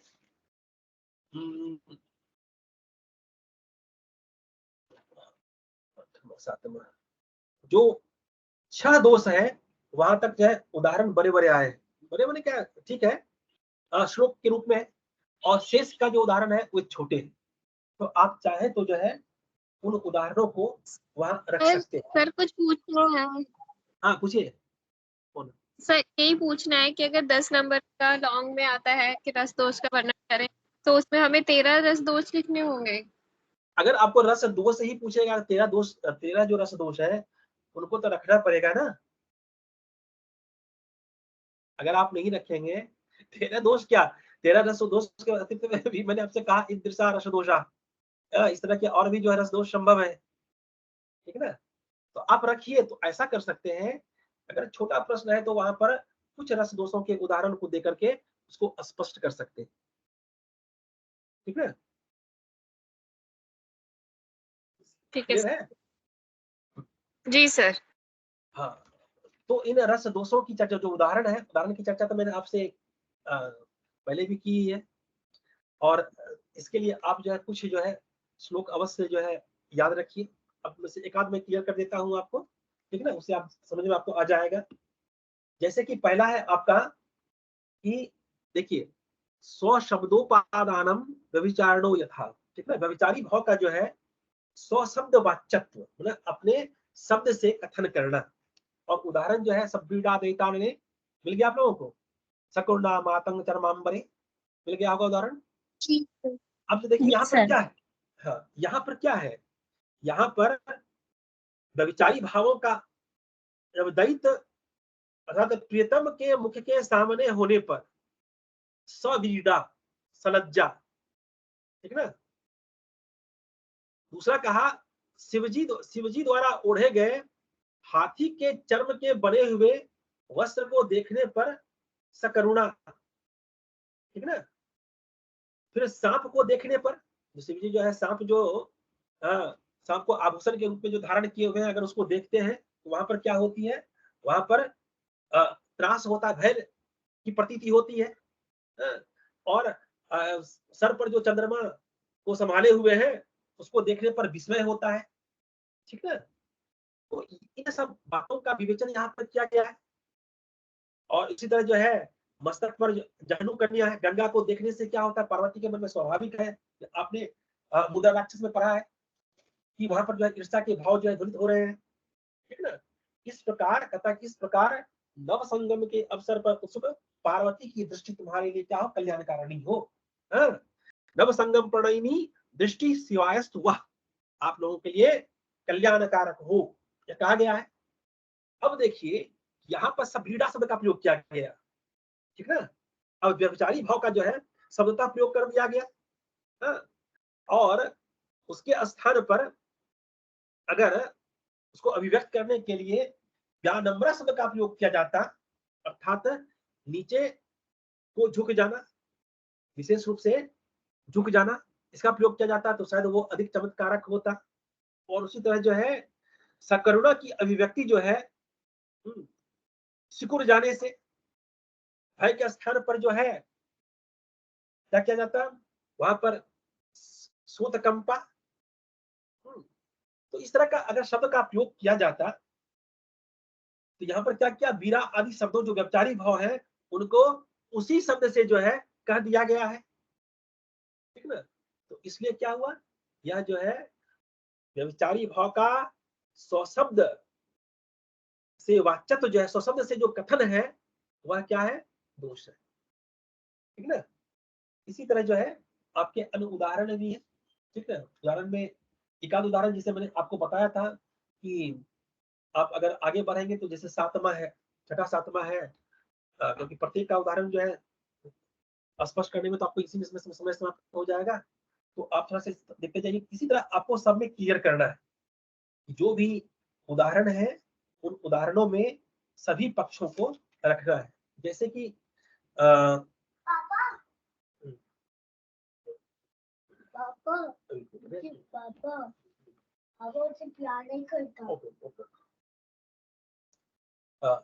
उसी तरह जो है आप जो सातवां नंबर है दीप्ति पुनः पुनः, इसकी चर्चा आपने अभी की कि पुनः पुनः जो दीप्ति कुमार संभवे रति विलापित। तो आपको उदाहरण में बहुत अधिक नहीं लिखना है कि आप अगर इतना भी लिख दें, अब 7वें से लेकर के 13वें तक तो छोटा छोटा उदाहरण है।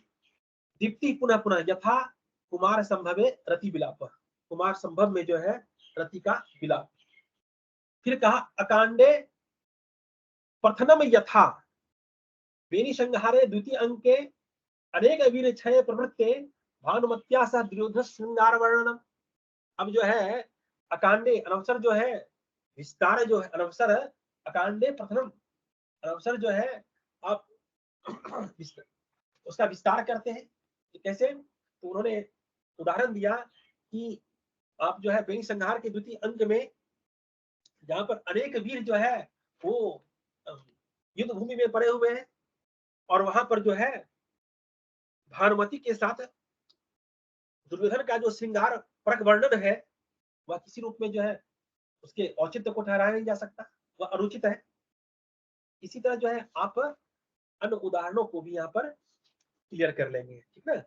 किंतु इन उदाहरणों को स्पष्ट करने के बाद आप इस बात की विवेचना अवश्य करेंगे कि ईदृशा पद जो मैंने पहले भी कहा, और फिर जो है उसका जो उसके संदर्भ में जो चर्चा की गई है कि भाई ध्वनिकार ने जो कहा है अनौचित्याद्यते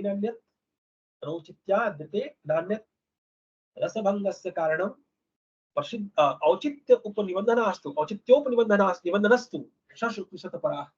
इसको भी जो है कि विशेषता क्या है, औचित्य का जो वर्णन है वही जो है रस के परिपोषण का परम रहस्य है, और दोष क्या है, तो अनौचित्य का जो वर्णन है वही सबसे बड़ा दोष है। इसलिए इन 13 दोषों के अतिरिक्त भी जो है दोष की परिकल्पना संभव है, ठीक है ना।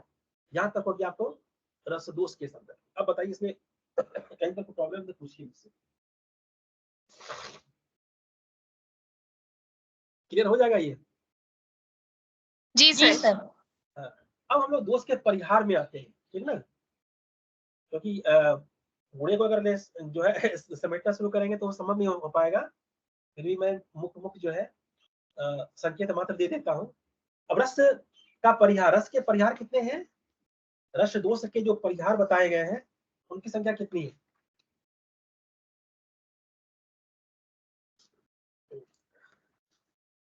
बताइए। सर 3 नहीं है, और कोई? नहीं, वो तो निमित्त कारण है ना रस विरोध परिहार में। कौन से कुछ है आइडिया?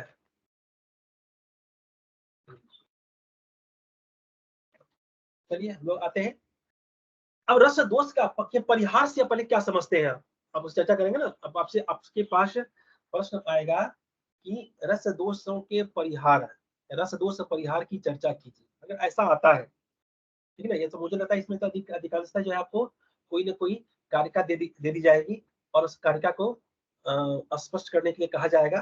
फिर भी जो है अब रस दोष के परिहार से का तात्पर्य यह है कि ऊपर आपने 13 रस दोषों को देखा और भी कुछ रस दोष हो सकते हैं, उनमें से कुछ ऐसे दोष हैं जो विशेष परिस्थिति और विशेष स्थल पर जो है रस दोषता का परित्याग कर देते हैं, और रस दोषता का परित्याग करके गुण रूपता में परिवर्तित हो जाते हैं। रस दोष का अगर परिहार होगा तो फिर वहां तो गुण रूप जो है ध्वनित होगा ना।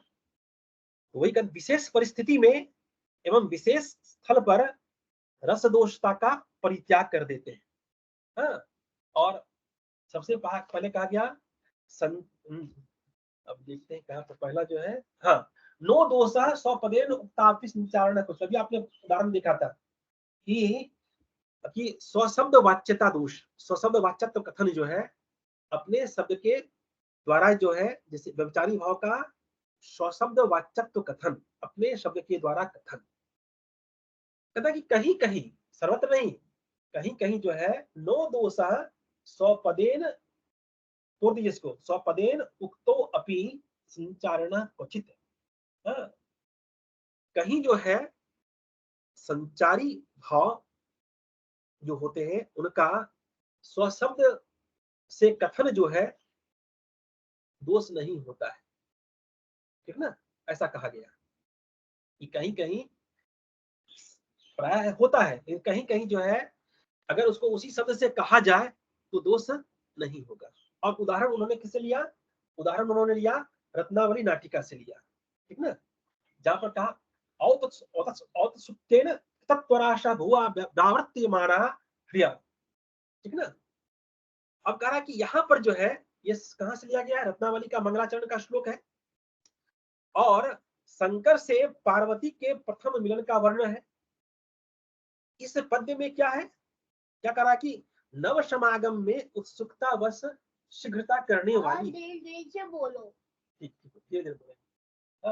शीघ्रता करने वाली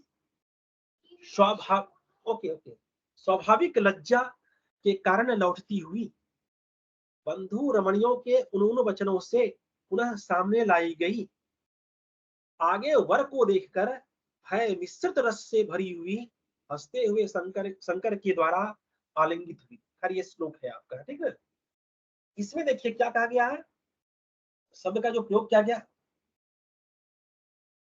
पहला है उत्सुकता, औत्सुक्य, औत्सुक्य। दूसरा है क्रिया, क्रिया में लज्जा होता है। तीसरा शब्द है साध्वश, ये है साध्वश शब्द है। और 23 बंधु रस बसने जीता मुख्यम दृष्टवा करे वरमात्र साध्वश, साध्वश शब्द है। साध्वश का अर्थ हो गया भय मिश्रित घबराहट जो है, और अंत में है हसता, हास। अब है कि यहां पर जो है उत्सुकता का अनुभव क्या है? कृतत्वरा, शीघ्रता से चलना जो है ये क्या है? केवल उत्सुकता में ही नहीं होता है। शीघ्रता से जो चलना है, अरे ये तो भय से भी हो सकता है, क्रोध से भी हो सकता है, संकोच से भी हो सकता है। लेकिन क्या किया गया यहां पर? शीघ्रता के हेतु के रूप में उत्सुकता का प्रयोग किया गया है, ठीक ना। शीघ्रता के कि भाई वह जो है कृतत्वरा, क्यों कृतत्वरा? तो औत्सुक्येन, पति से मिलने की उनकी उत्सुकता जो है के कारण वह शीघ्रता कर रही थी, ठीक ना। तो यहाँ पर यह जो प्रयोग किया गया वह क्या है? वह उचित है, वह अनुचित रूप में जो है इसका प्रयोग नहीं किया गया है, ठीक ना। उसी तरह जो है आप दूसरे में जाते हैं तो अब लज्जा का अनुभव है लौट पड़ना, या जो है तो या में क्या है? लौट पड़ना। वो क्या है? तो घृणा क्रोध आदि में भी संभव है, ठीक ना। घृणा से भी जो है लोग जो है लौट जाते हैं, क्रोध से भी लौट जाते हैं, अपमान और तिरस्कार से भी लौट जाते हैं। तो यहाँ पर आपने क्या देखा कि यहाँ पर जो जिस हरि का प्रयोग किया गया, लज्जा का प्रयोग किया गया है, वह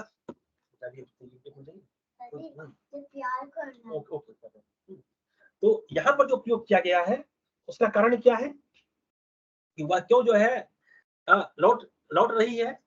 तो यहाँ पर जो है लज्जा के कारण, तो यहाँ पर लज्जा का जो अनुभव है वो क्या है कि अनुभव है लौट पड़ना। तो लज्जा के कारण वह लौट नहीं है, ठीक है ना। तो कह रहा है कि यहाँ पर उत्सुकता, लज्जा आदि जो व्यभिचारी भाव है उसको उसी शब्द के द्वारा कहा गया है, किंतु यहाँ दोष नहीं है। इसका कारण क्या है? इसका कारण यह है कि यहाँ यदि उनको उसी शब्द से नहीं कहा जाता तो त्वरा और व्यावर्तन, लौट पड़ना रूप जो अनुभव है वह जो है रोष और भय के कारण भी हो सकता था, किंतु जो है या भय या रोष आदि के कारण त्वरा और यहाँ पर जो है, यहाँ पर न तो भय है, न तो क्रोध है, न तो अपमान है, यह जो है उचित नहीं था। इसलिए दिखाया गया कि उत्सुकता एवं लज्जा का कारण जो है, उत्सुकता एवं लज्जा के कारण ही जो है यहाँ पर त्वरा लज्जा निमित्तक जो व्यावर्तन है, लौटना जो है वो विवक्षित है, वक्ता को इष्ट है। इसलिए यहाँ पर व्यभिचारी भाव का स्वशब्द से कथन के बिना केवल अनुभव द्वारा वह बोधित नहीं हो सकता। अनुभव की बात अगर कर दी जाती और व्यभिचारी भाव को स्वशब्द से कथित नहीं किया जाता तो इस रूप में इसकी अप्रतीति नहीं होती।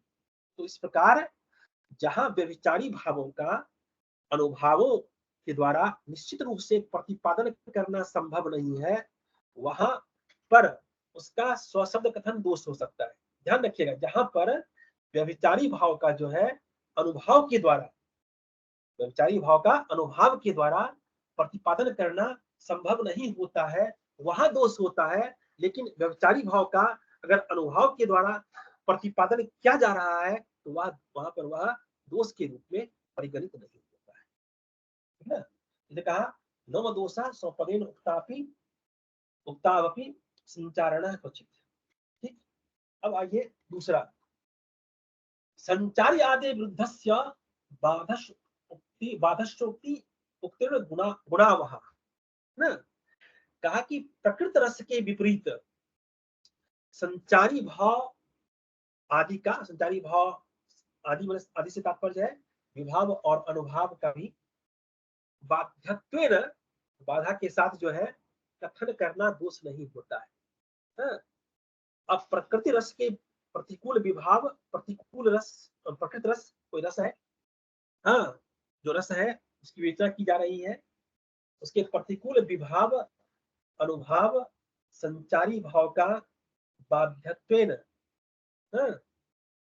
कथन करना दोष नहीं है, बल्कि वह जो बाध्यत्वेन कथन करना दोष नहीं है तो क्या है, वह रस का परिपोषक होता है, इसलिए वह दोष नहीं गुण कहलाता है।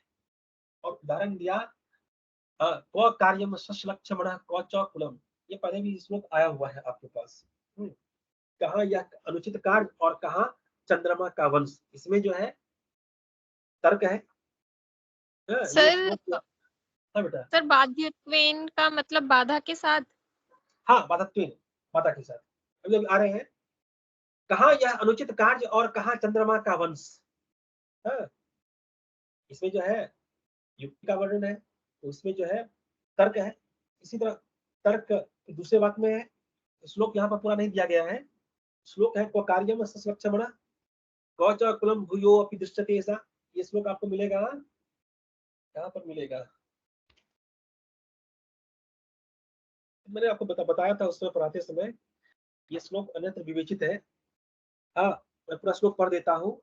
दोषाणाम प्रसमाय न श्रुतमहो कोपेपि कांतम मुखम किं वक्षन्त्यकल्मषाः कृतधियं स्वप्नेऽपि स दुर्लभा चेतः स्वस्कम्पेहिकः ब्रूयुवा धन्योऽध्र धासति।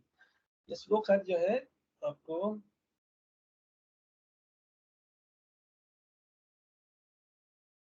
कहीं न कहीं आया हुआ है, इसी ग्रंथ में आया हुआ है। हाँ, ये श्लोक आया हुआ है आपको उदाहरण संख्या 53 पृष्ठ 145। ये जो प्रकाश के उदाहरण संख्या जो 53 है वहां यह श्लोक आया हुआ है, ठीक ना। यहाँ पर क्या है, यहाँ शांत रस के वितर्क, मति, शंका, धृति, ठीक ना, ये शांत रस के व्यभिचारी भाव है उसका वर्णन है, और दूसरी ओर जो है स्मरण, दैन्य, उत्सुकता एवं चिंता, ठीक ना, आदि व्यभिचारी भावों का वर्णन है, ठीक ना। व्यभिचारी भाव है, यहाँ पर 4 व्यभिचारी भाव है, ठीक है। यहाँ पर जो है शांत रस का जो वितर्क आदि 4 व्यभिचारी भाव का कथन था, क्योंकि यह वर्णन जो है क्या है, यह श्लोक श्रृंगार रस का है, ठीक है। और यहाँ जो है उर्वशी के वियोग में पुरुरवा की यह उक्ति है, पुरुरवा का यह कथन है। यहाँ जो है 4 जो है शांत रस के व्यभिचारी भाव है, कौन कौन, वितर्क, मति, हाँ, शंका और धृति। हाँ, कैसे, तो आप देख लीजिए, वितर्क, मति, शंका और धृति। क्या यहाँ कथन, क्या यहाँ अनुचित कार्य, यह अनुचित कार्य, और क्या कहा यह अनुचित कार्य और चंद्रमा, कहा चंद्रमा का वंश, ये तर्क है, युक्ति है। फिर जो है दूसरा है, क्या वह फिर कभी देखने को मिलेगी, ये उत्सुकता है। और ये उत्सुकता है, यह किसका है, यह उत्सुकता आपको कहां से, यह उत्सुकता श्रृंगार रस का व्यभिचारी भाव है, ठीक ना। तो इसी तरह जो है यहाँ पर दूसरी पंक्ति है, मैंने दोषों पर विजय प्राप्ति के लिए शास्त्रों का अध्ययन किया है। मैंने दोषों पर विजय प्राप्ति के लिए शास्त्रों का अध्ययन किया है, ये मति है। और यह मति जो है वो शांत रस के संदर्भ में है, व्यभिचारी भाव है। और फिर जो है क्रोध में भी उसका मुख जो है कितना सुंदर लगता है, या कैसा सुंदर लगता है, यह स्मरण है, यह श्रृंगार के प्रसंग में है। तो यहाँ पर जो है वितर्क भी है, मति भी है, शंका भी है और धृति है। ये 4 जो है व्यभिचारी भाव किसके हैं, ये शांत रस के। और इसके अतिरिक्त जो है 4 जो है व्यभिचारी भाव श्रृंगार के हैं, और श्लोक जो है वह श्रृंगार रस परक है। तो इसलिए जो है श्रृंगार और शांत क्या है, परस्पर विरोधी है। इसलिए जो है यहाँ पर व्यभिचारी भाव का कथन जो है क्या था, उचित नहीं था। किंतु यहाँ पर यह क्या होता है, यहाँ पर यह दोष नहीं बल्कि गुण में परिणत दिखाई पड़ता है। क्यों, अब देखिए, पहला है क्व कार्यम सस लक्ष्मण क्वच कुलम। अब वाक्य जो होता है, शांत रस के व्यभिचारी भाव वितर्क से, तर्क से, युक्ति से जो है श्लोक का आरंभ होता है। उसके बाद क्या कहता है, भूयो अपि दृश्यते सा, ठीक ना। क्या कहते हैं कि यह क्या वह फिर से दिखाई पड़ेगी। तो यह श्रृंगार रस का व्यभिचारी भाव जो है, उत्सुकता जो है वो क्या है, वो तर्क का जो है, युक्ति का जो है बाधक हो जाता है, युक्ति को में बाधा उत्पन्न कर देता है, ठीक है। फिर दूसरा देखिए, किंग वक्षंती कलमशा कृत दिया। फिर शंका होती है, व्यभिचारी भाव है। किसका व्यभिचारी भाव, शंका, तो शांत का। और इसका बाधा क्या है, इसका बाधा क्या है, स्वप्ने अपि सा दुर्लभा, स्वप्न में भी वह क्या है, दुर्लभ है।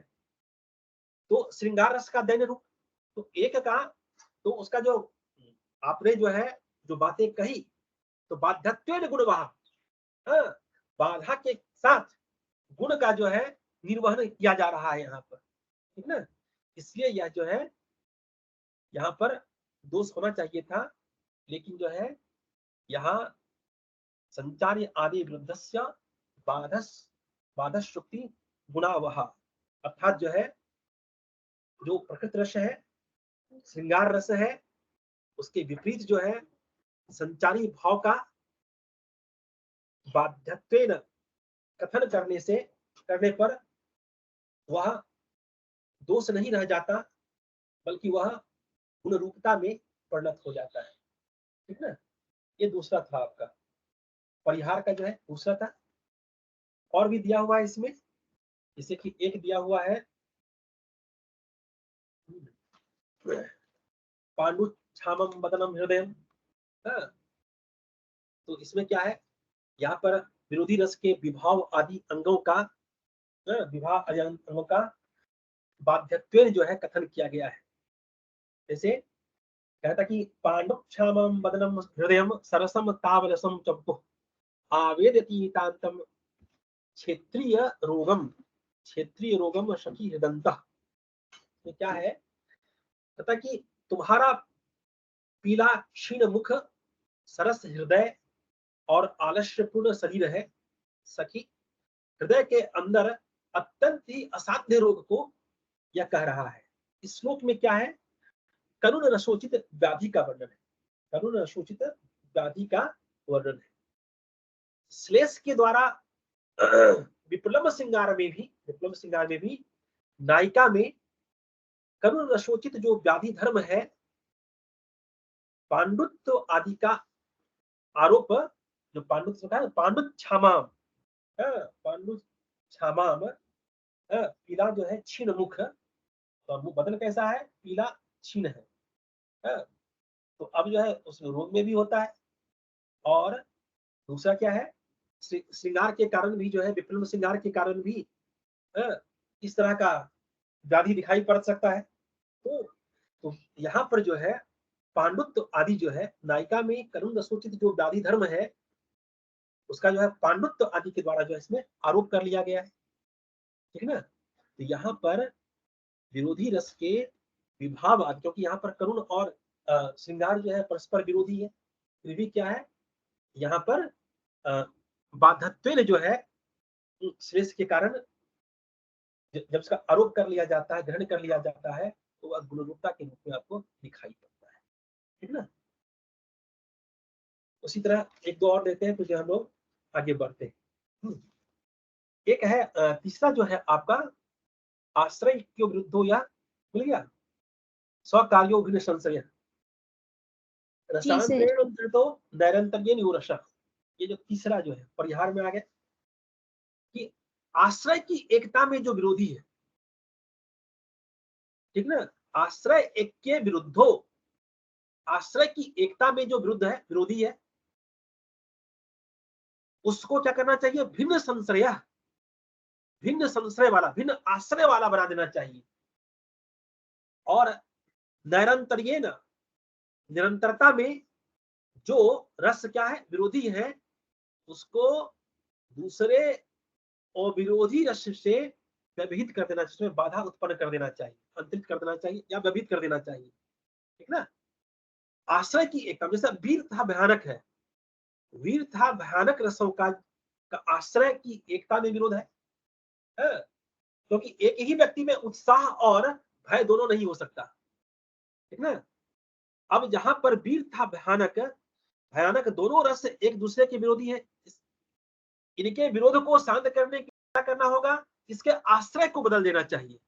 अब नायक में जो है आप वीर रख दीजिए, और भयानक जो है आप प्रतिनायक में रख दीजिए। तो अब जो है कहता कि प्रतिनायक का जो भयभीत होना है, ठीक ना, प्रतिनायक जब भयभीत होगा तो क्या है, उससे भयभीत क्यों होगा, वह नायक के पराक्रम के कारण ही तो भयभीत होगा। ऐसी परिस्थिति में जो नायक में आपने वीर रस को रखा है, वीर को रखा है, वह इस जो भय से युक्त रस है, भयानक का जो अस्थायी भाव क्या है, भय है। तो स्वाभाविक है कि यह जो भय प्रतिनायक में हो रहा है, वह नायक के वीरत्व के कारण हो रहा है। तो यह जो भयानक है, भय है, वह अंततः क्या करता है, नायक के गुण को ही अभिवृद्ध करता है। इसलिए वह क्या होता है, वह गुण में परिणत हो जाता है। ठीक ना। क्लियर हो गया कि आश्रय एक के विरुद्धो, यह आश्रय की एकता में जो विरोधी है, उसे क्या करना चाहिए, उसको भिन्न आश्रय वाला बना देना चाहिए। कैसे, एक व्यक्ति में ही वीर और भयानक दोनों की अनिहितता नहीं हो सकती। ऐसे में क्या है, उसके आश्रय को या बदल दीजिए, नायक में वीर मान लीजिए और प्रतिनायक में जो है भयानक दिखला दीजिए, क्योंकि प्रतिनायक का जो भयभीत होना है वह अंततः क्या करता है, वह नायक के पराक्रम की अधिकता को ही पुष्ट करता है। इसलिए जो है वीर रस का संचारी होकर क्या हो जाएगा, उसको ही पुष्ट करेगा, वीर रस को पुष्ट करेगा और अपनी दोष रूपता का परित्याग करके गुण रूपता में परिणत हो जाएगा। ठीक ना। तो एक यह है। दूसरा है कि रसानंत्रेणांत्रितो नैरंतर्येण योरशः। अब जो निरंतर रस का विरोधी है, निरंतरता में जो रस क्या विरोधी है, जैसे शांत और श्रृंगार है, वो क्या है, वो निरंतर जो है एक दूसरे का विरोधी है। तो शांत के तत्काल बाद श्रृंगार और श्रृंगार के तत्काल बाद अगर शांत आता है तो दोष है। और यदि इन दोनों के बीच में कोई ऐसा रस रख दिया जाए, किसी ऐसे रस से व्यवहित कर दिया जाए, उसमें व्यवधान डाल दिया जाए, तो क्या होगा, जिससे दोनों रस का मेल हो सके, दोनों रस जो है आप मिल सके। जैसे कि आपको जो है जिमूत वाहन, मैं नागानंद की बात कर रहा हूँ। नागानंद जो है नाटक है श्रीहर्ष का, तो कह रहे हैं कि जिमूत वाहन का जो श्रीहर्ष हर्षवर्धन, श्रीहर्ष में ऐसा हर्ष मत समझिएगा, जिमूत वाहन का वैराग्य। अब देखिए नागानंद में क्या है, नागानंद का अंगी रस क्या है, शांत है, और जिमूत वाहन का वैराग्य मलयवती के प्रेम में परिणत हो जाता है और बाद में उनकी जो श्रृंगार लीला जो है पुनः शंखचूड़ के कथानक में वैराग्य परक बन जाती है। यहाँ पर शांत भी है, श्रृंगार भी है। शांत और श्रृंगार जो है दोनों का विरोधी है। अगर इसकी निरंतरता बनी रह जाएगी तब तो वह दोष हो गया। लेकिन क्या है कि किंतु पहली बार शांत से श्रृंगार पर आने के मध्य में कभी क्या कर लेता है, कभी वहां पर अद्भुत रस का जो है समावेश कर देता है। शांत और श्रृंगार के बीच में अद्भुत रस का समावेश कर देता है। ठीक ना। अब क्या है, शांत से अब अद्भुत पर जाएगा और अद्भुत से श्रृंगार पर जाएगा।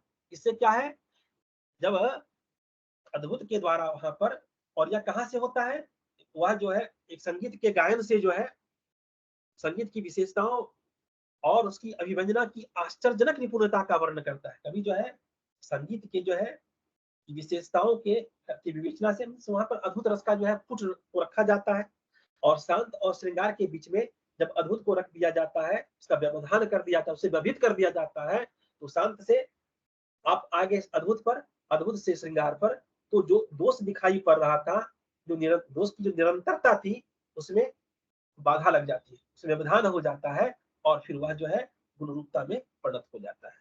ठीक ना। अब जो है एक और है, इसको भी खत्म कर देते हैं इसको। स्मर्यमानो विरुद्धोपि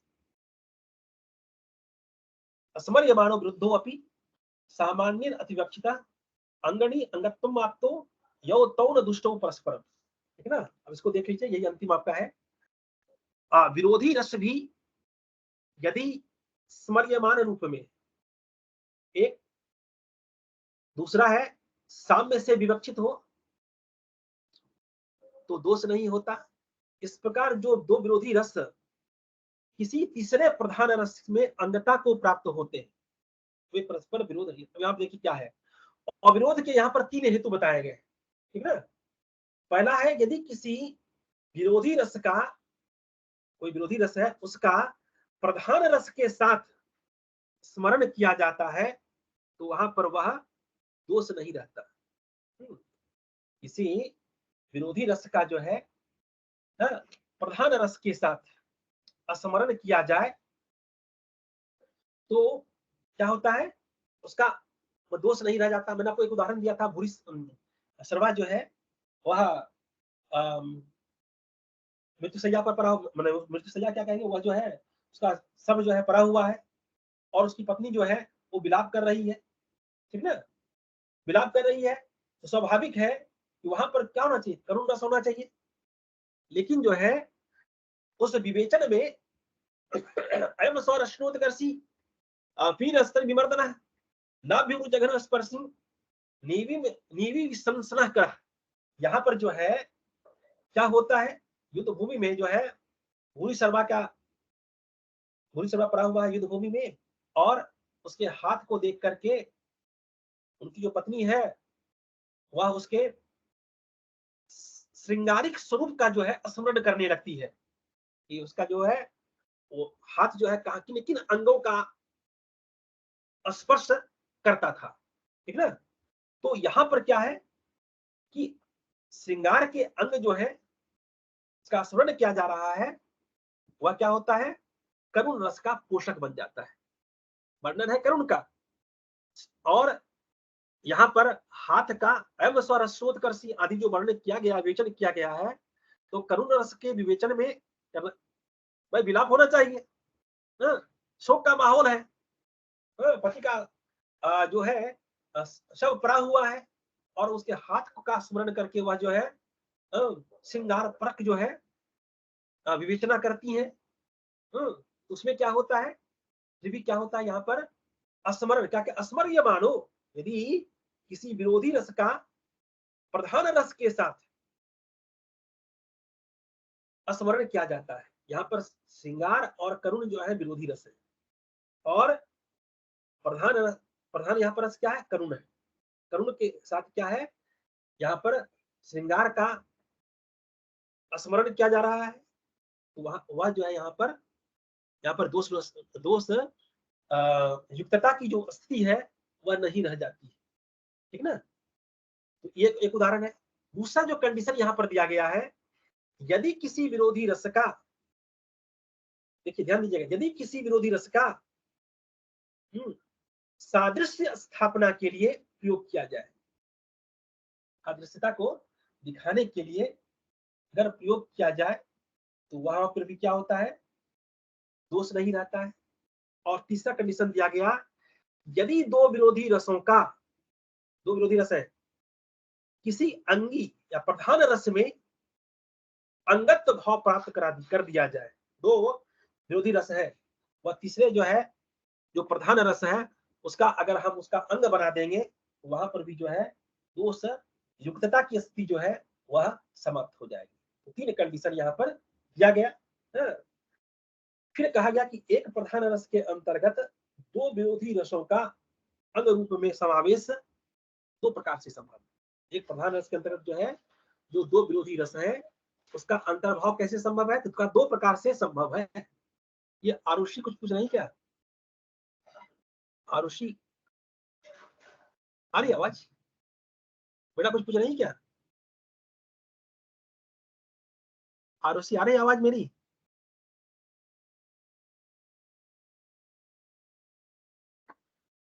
आरुषि आ रही मेरी आवाज? ये सालू मेरी आवाज आ रही है? जी सर। ये हैंड उठाई हुई है, वो हैंड रेज की हुई है आरुषि।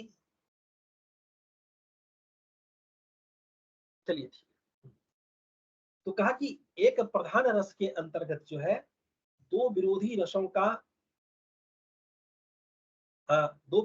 का अंग रूप में समावेश जो है वह दो प्रकार से संभव है। कौन कौन से प्रकार है, ताकि जहां हाँ अरे ये हाँ आपकी आवाज आ रही है, आप बीच में बाहर हो गए थे क्या? जी सर, पता नहीं किसने बाहर किया, आश्रय वाले वहां से बता दीजिए। अच्छा कोई बात नहीं। ऐसे में जो है ऐसा ही ये तो रखा गया है, जहां पर कोई समस्या होगी आप हमें कभी भी कॉल भी कर सकते हैं, कभी भी पूछ सकते हैं, ये कोई हार्ड एंड फास्ट नहीं है। और ऐसे भी मैंने अलंकार के संदर्भ में बहुत कुछ बातें आपके समक्ष प्रस्तुत भी कर दिया है, इसके बारे में लोग चर्चा करेंगे। इसलिए जो है जो बाहर भीतर कर रहे हैं वो परेशान मत होइएगा। तो मैंने कहा कि एक प्रधान रस के अंतर्गत दो विरोधी रस का जो है अंग रूप में समावेश दो प्रकार से संभव है। ठीक, पढ़ा दिया जहां अंगभूत जो है जो समान रस, जो सहायक रस है, दोनों रस क्या है, समान शक्ति वाले हो, जहां अंगभूत दोनों रस क्या हो, समकक्ष हो, समान शक्ति वाले हो, और दूसरा अंगभूत दोनों रसों में क्या हो, अंगा अंगी भाव हो। जहां पर सर ये दो कब कहाँ पे है? अब तो यहाँ पहुंच गए, अब जो है रस का पर्याय समाप्त कर रहे हैं, ठीक है ना। अब गुण में घुसेंगे, गुण में प्रविष्ट होंगे, तब आपका जो है टाइम कितना हो गया है, 2 घंटा पूरने वाला है। सर ये ब्रीफ में बता दीजिए, ये आश्रय एक विरुद्ध दो करके ये आपने हाँ। यहाँ से बताया था।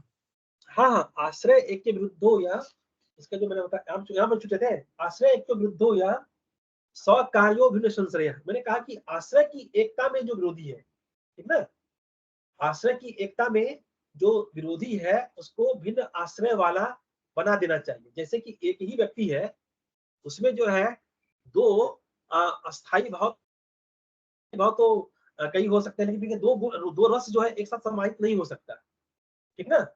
एक ही व्यक्ति में जो है दो जो है विरोधी रस जो है वो तो हो नहीं सकते।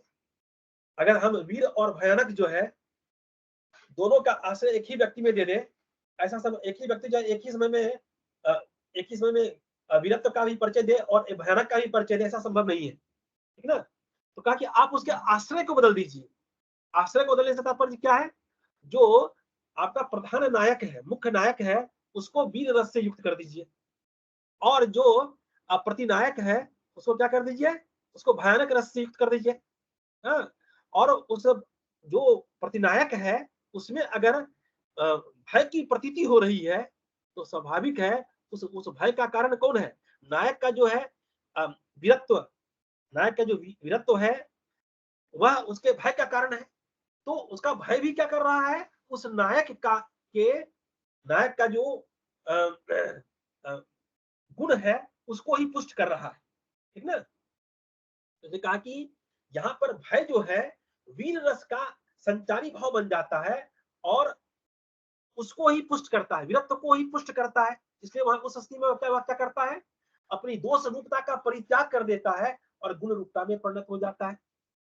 और दूसरा मैंने कहा कि निरंतरता में जो रस विरोधी है, जैसे श्रृंगार और शांत क्या है, वो निरंतर विरोधी है, उसके बीच में एक तीसरे रस को रख दीजिए, ठीक ना। तो जैसे कि मैंने आपको कहा कि नागानंद में जो है शांत और श्रृंगार, शांत रस उसका मुख्य रस है, और क्या हो रहा है कि प्रसंग है उसमें क्या है, शांत और श्रृंगार का विवेचन हो रहा है। इसी बीच में जो है क्या होता है कि शांत और श्रृंगार दोनों क्या एक दूसरे के निरंतर विरोधी है, तो वहां पर तो वह दो स्वरूपता की स्थिति है ही, किंतु अचानक जो है एक संगीत का वातावरण बनता है और उसके द्वारा जो है वहां पर अद्भुत रस का को संयोजित कर दिया जाता है। तो हमें जो है शांत से अद्भुत और अद्भुत से श्रृंगार पर जाना पड़ता है। यह जो अद्भुत की विविधता है वह क्या करता है, इन दोनों का जो परस्पर विरोध है उसको समाप्त कर देता है और उसको गुण रूपता में परिणत कर देता है। यह मैंने कहा था आपको, आश्रय एक के विरुद्ध हो गया। और अंतिम जो था स्मर्यमानो विरुद्धो अपि, यहाँ पर तीन कंडीशन थे इस कारिका में। पहला जो कंडीशन था वो था कि यदि किसी विरोधी रस का प्रधान रस के साथ स्मरण किया जाए, कोई विरोधी रस है, और मैंने उदाहरण दिया आपको कि जैसे कि करुण है और श्रृंगार है, दोनों विरोधी हैं, लेकिन जो है जब भूरी शर्मा का बंध होता है और उसकी पत्नी जब विलाप कर रही है तो क्या होता है, वहां पर उसके हाथ को देख करके, उसके हाथ का स्मरण करके जो है वह क्या करते हैं, हाथ का स्मरण करके वह उसका श्रृंगार परक वर्णन करती है। कहता कि यह हाथ जो है जो रति क्रीड़ा के समय, रति के लिए के समय किन किन अंगों का स्पर्श करता था उसका विवेचन किया जाता है। जो श्रृंगार प्रक, सम्मुख श्रृंगार प्रक है, तो स्वाभाविक है यहाँ पर विवेचन हो रहा है, मुख्य रस है करुण, और करुण का विवेचन में श्रृंगार का जो है स्मरण करके उसका विवेचन किया जा रहा है। तो ऐसी परिस्थिति में जो कंडीशन दिया गया, यदि किसी विरोधी रस का प्रधान रस के साथ, प्रधान रस करुण के साथ विरोधी रस श्रृंगार का स्मरण किया जा रहा है, तो वह क्या है, वह दोष नहीं गुण है, ठीक है, वह गुण रूपता में परिणत हो जाता है, वह दोष स्थिति नहीं रह जाती। इसी तरह दो अन्य कंडीशन दिए गए हैं। बता दिया कि यदि किसी विरोधी रस का सादृश्य स्थापना के लिए प्रयोग किया जाए, और तीसरा था यदि दो विरोधी रसों का किसी अंगी प्रधान रस में अंगत्व भाव प्राप्त करा दिया जाए, और यह अंगत्व भाव जो है दो प्रकार से प्राप्त हो सकता है। पहला उन्होंने दिया कि जहां अंगभूत दोनों रस क्या हो, दोनों रस समकक्ष हो, समान शक्ति वाले हो, और दूसरा जो है अंगभूत दोनों रसों में भी अंगा अंगी भाव हो, ठीक ना, गुण प्रधान भाव हो। इस तरह से जो है आपका ये रस दोष का जो परिहार है वो समाप्त होता है। थोड़ा मैं थोड़ा सा भूमिका तो बांध ही दूं गुण का, ठीक है, क्योंकि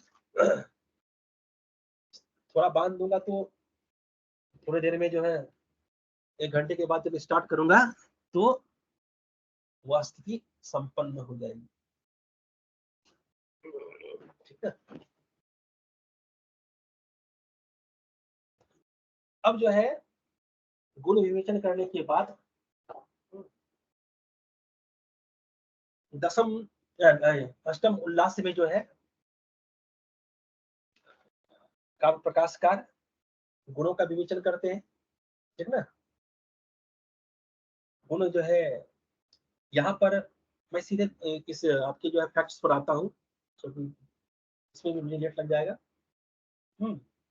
इन्होंने जो है गुण के संदर्भ में जो है एक अभेदवादी मत मिलते हैं, दूसरा भेदवादी मत मिलते हैं गुण और अलंकार के संदर्भ में, ठीक।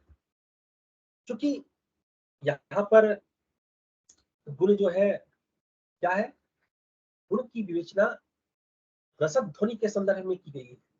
काव्य प्रकाशकार ने जो है, काव्य प्रकाशकार क्या है, वो ध्वनिवादी आचार्य है, उनका अनुगमन करने वाले आचार्य। स्वाभाविक है जब काव्यात्मक के रूप में इसकी स्थापना हो गई, रस की स्थापना, रसद ध्वनि की स्थापना हो गई, तो जो है उसी दृष्टि से गुण को की भी विवेचना हो। देखा ये सस्यांगनो धर्मा सौज आदि व आत्मन, हम लोग उस पर आएंगे। किंतु क्या है कि गुण और अलंकार के संदर्भ में मैंने पहले कहा कि दो तरह के मत प्रचलित है। एक मत अभेदवादी है और दूसरा भेदवादी।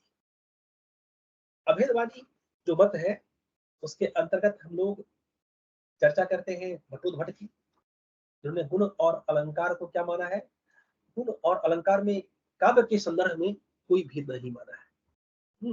सर अभेदवादी में किसका बताया अभी आपने? क्या बेटा? अभेदवादी में किस राइटर का नाम लिया था अभी आपने? भट्टोद्भट का। क्या? भट्टोद्भट, ठीक है। भट्टोद्भट। तो वो जो है वो अभेदवादी आचार्य है। गुण और अलंकार की जब विवेचना आएगी तो वो क्या है, वो भट्टोद्भट जो है वो अभेदवादी आचार्य है। हम लोगों ने चर्चा की थी, इस पर काफी विस्तार से चर्चा की है। वो कहते हैं समवाय वृत्तिया सौर्ज आदिया संयोग वृत्तिया तो हार आदिया इति गुण अलंकाराणाम भेदः ओजः प्रभृतीनाम अनुप्राशोपमादीनाम चौभेषामपि समवाय वृत्त्या स्थिति इति गड्डालिका प्रवाहेनैव ईसाम भेदः, ठीक है।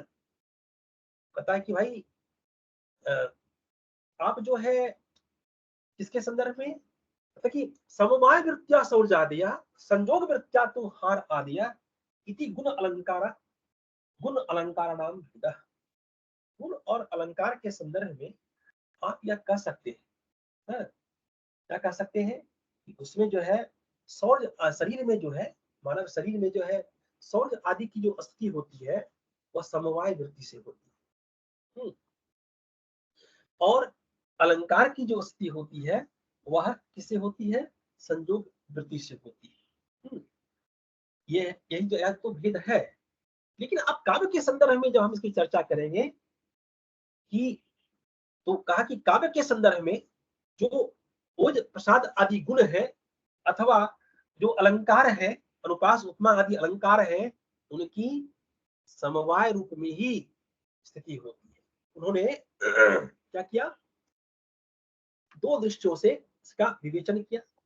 उन्होंने कहा कि शरीर में तो हम मान लेंगे कि जो है गुण की अस्थि क्या है और अलंकार की अस्थि क्या है।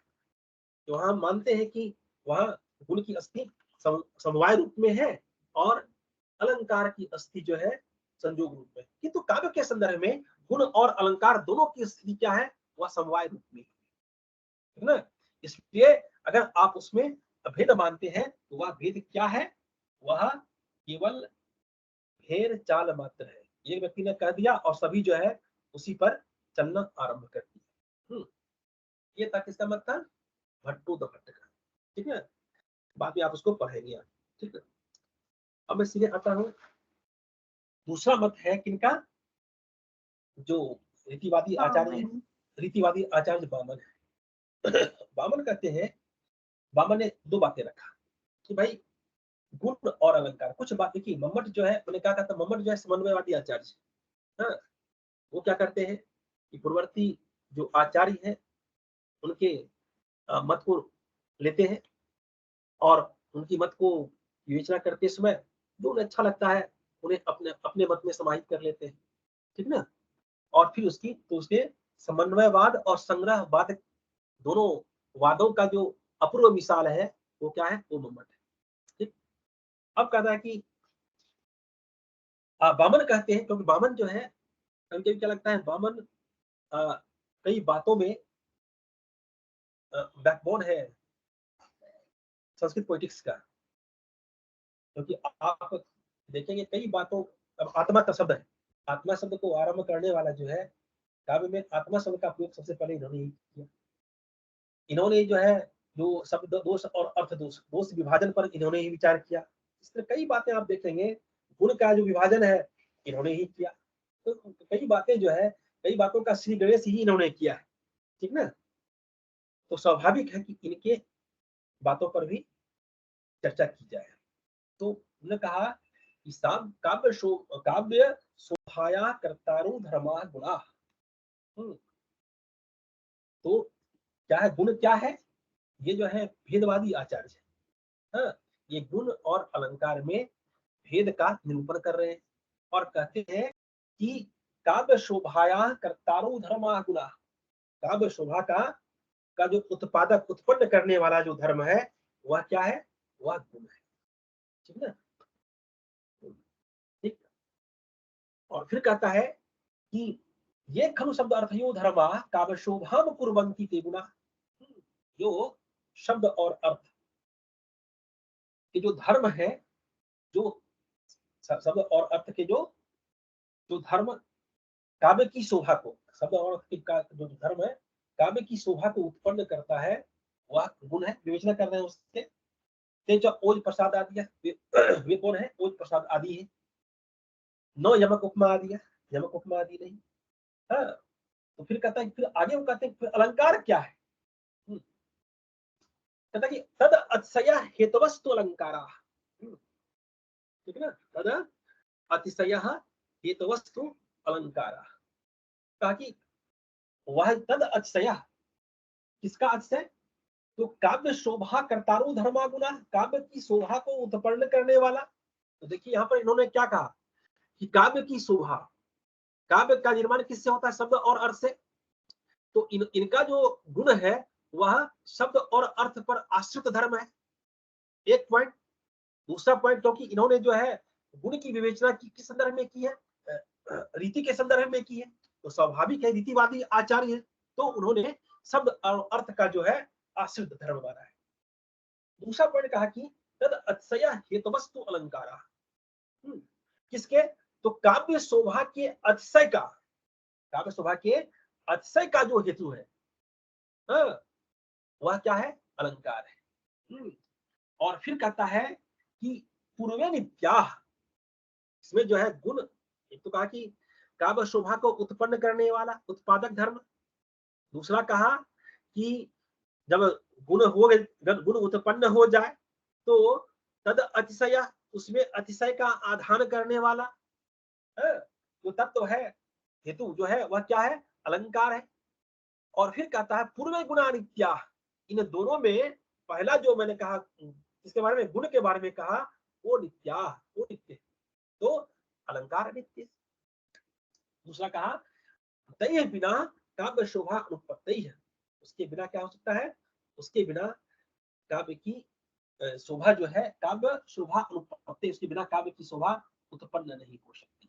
तो स्वाभाविक है कि जब नित्य धर्म कहा तो काव्य में जो है गुण की अस्ति क्या है, अपरिहार्य और अनिवार्य है, किंतु अलंकार की अस्ति क्या है, वह अनित्य धर्म है, वह अपरिहार्य अस्ति नहीं है। दूसरा उन्होंने क्लियर कर दिया कि यह जो गुण है वह काव्य शोभा, शब्द और अर्थ का पर आश्रित रहने वाला धर्म है, यहाँ पर रस की बात नहीं की गई है, ठीक ना।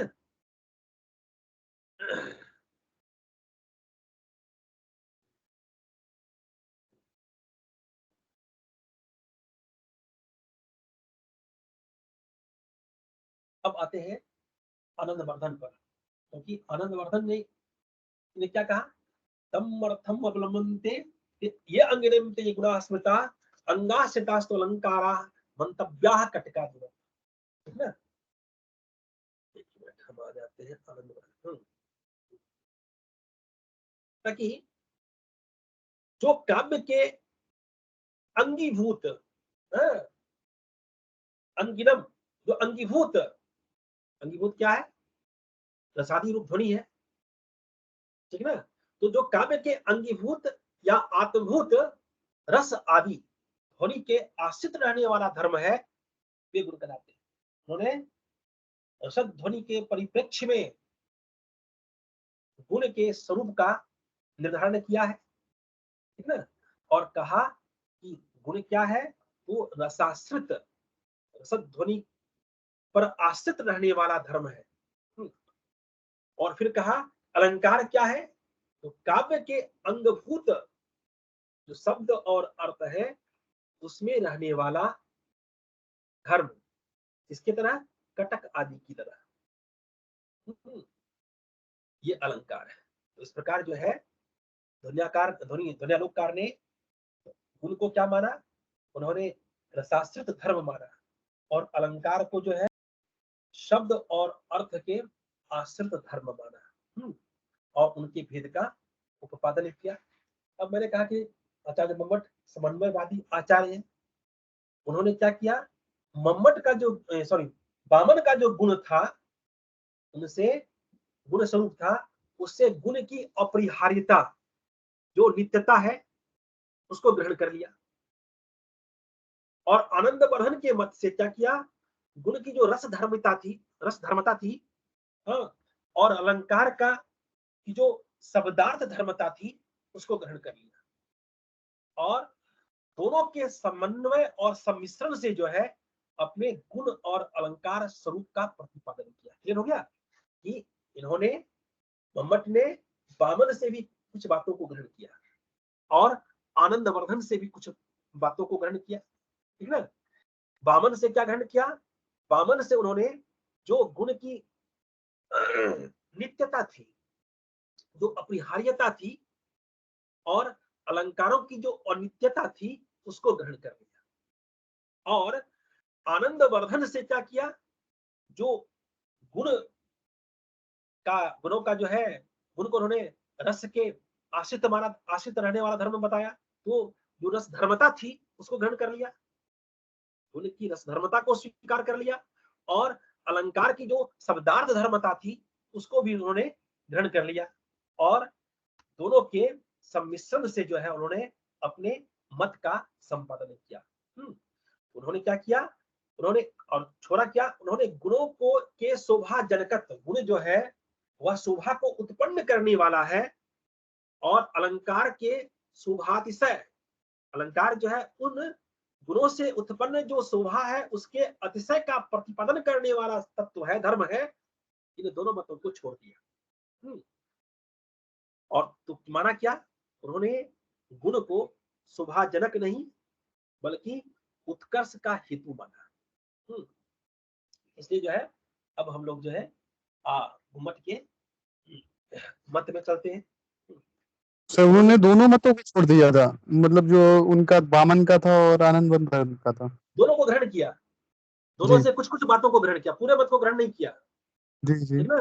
वो जो जनकत्व की बात है भाई जी। वो जो है उन्होंने जो रसध्वनि को काव्यात्मा माना है ना, तो जनकत्व तो कैसे हो जाएगा? तो उन्होंने जनकत्व तो नहीं उत्कर्षक धर्म माना। ये रसस्यान्विनौ धर्मा सौर्य आदय इव आत्मना उत्कर्ष हेतवस्ते, उत्कर्ष का हेतु माना।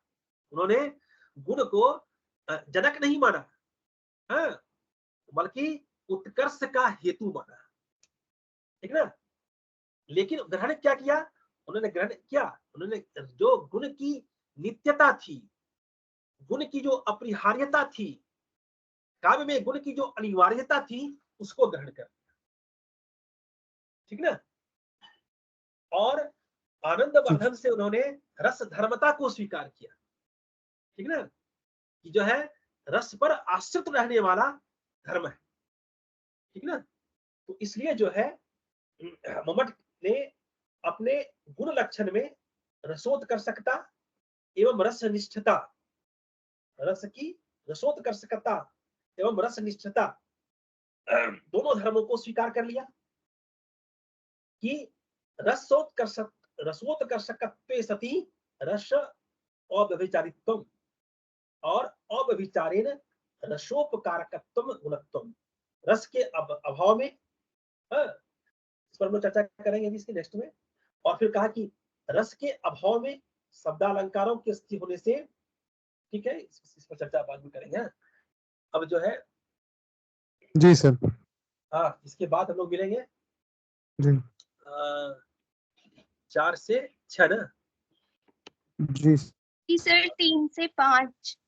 3 से 5, अच्छा ठीक है, 3 से 5, ठीक, मिलते हैं तब इस पर चर्चा कर लेंगे। और थोड़ा बहुत अलंकार जो है, अलंकार का केवल जो है मैं लक्षण और एक आध उदाहरण स्पष्ट करके, शेष तो मैं आपके पास मटेरियल है ही, ठीक।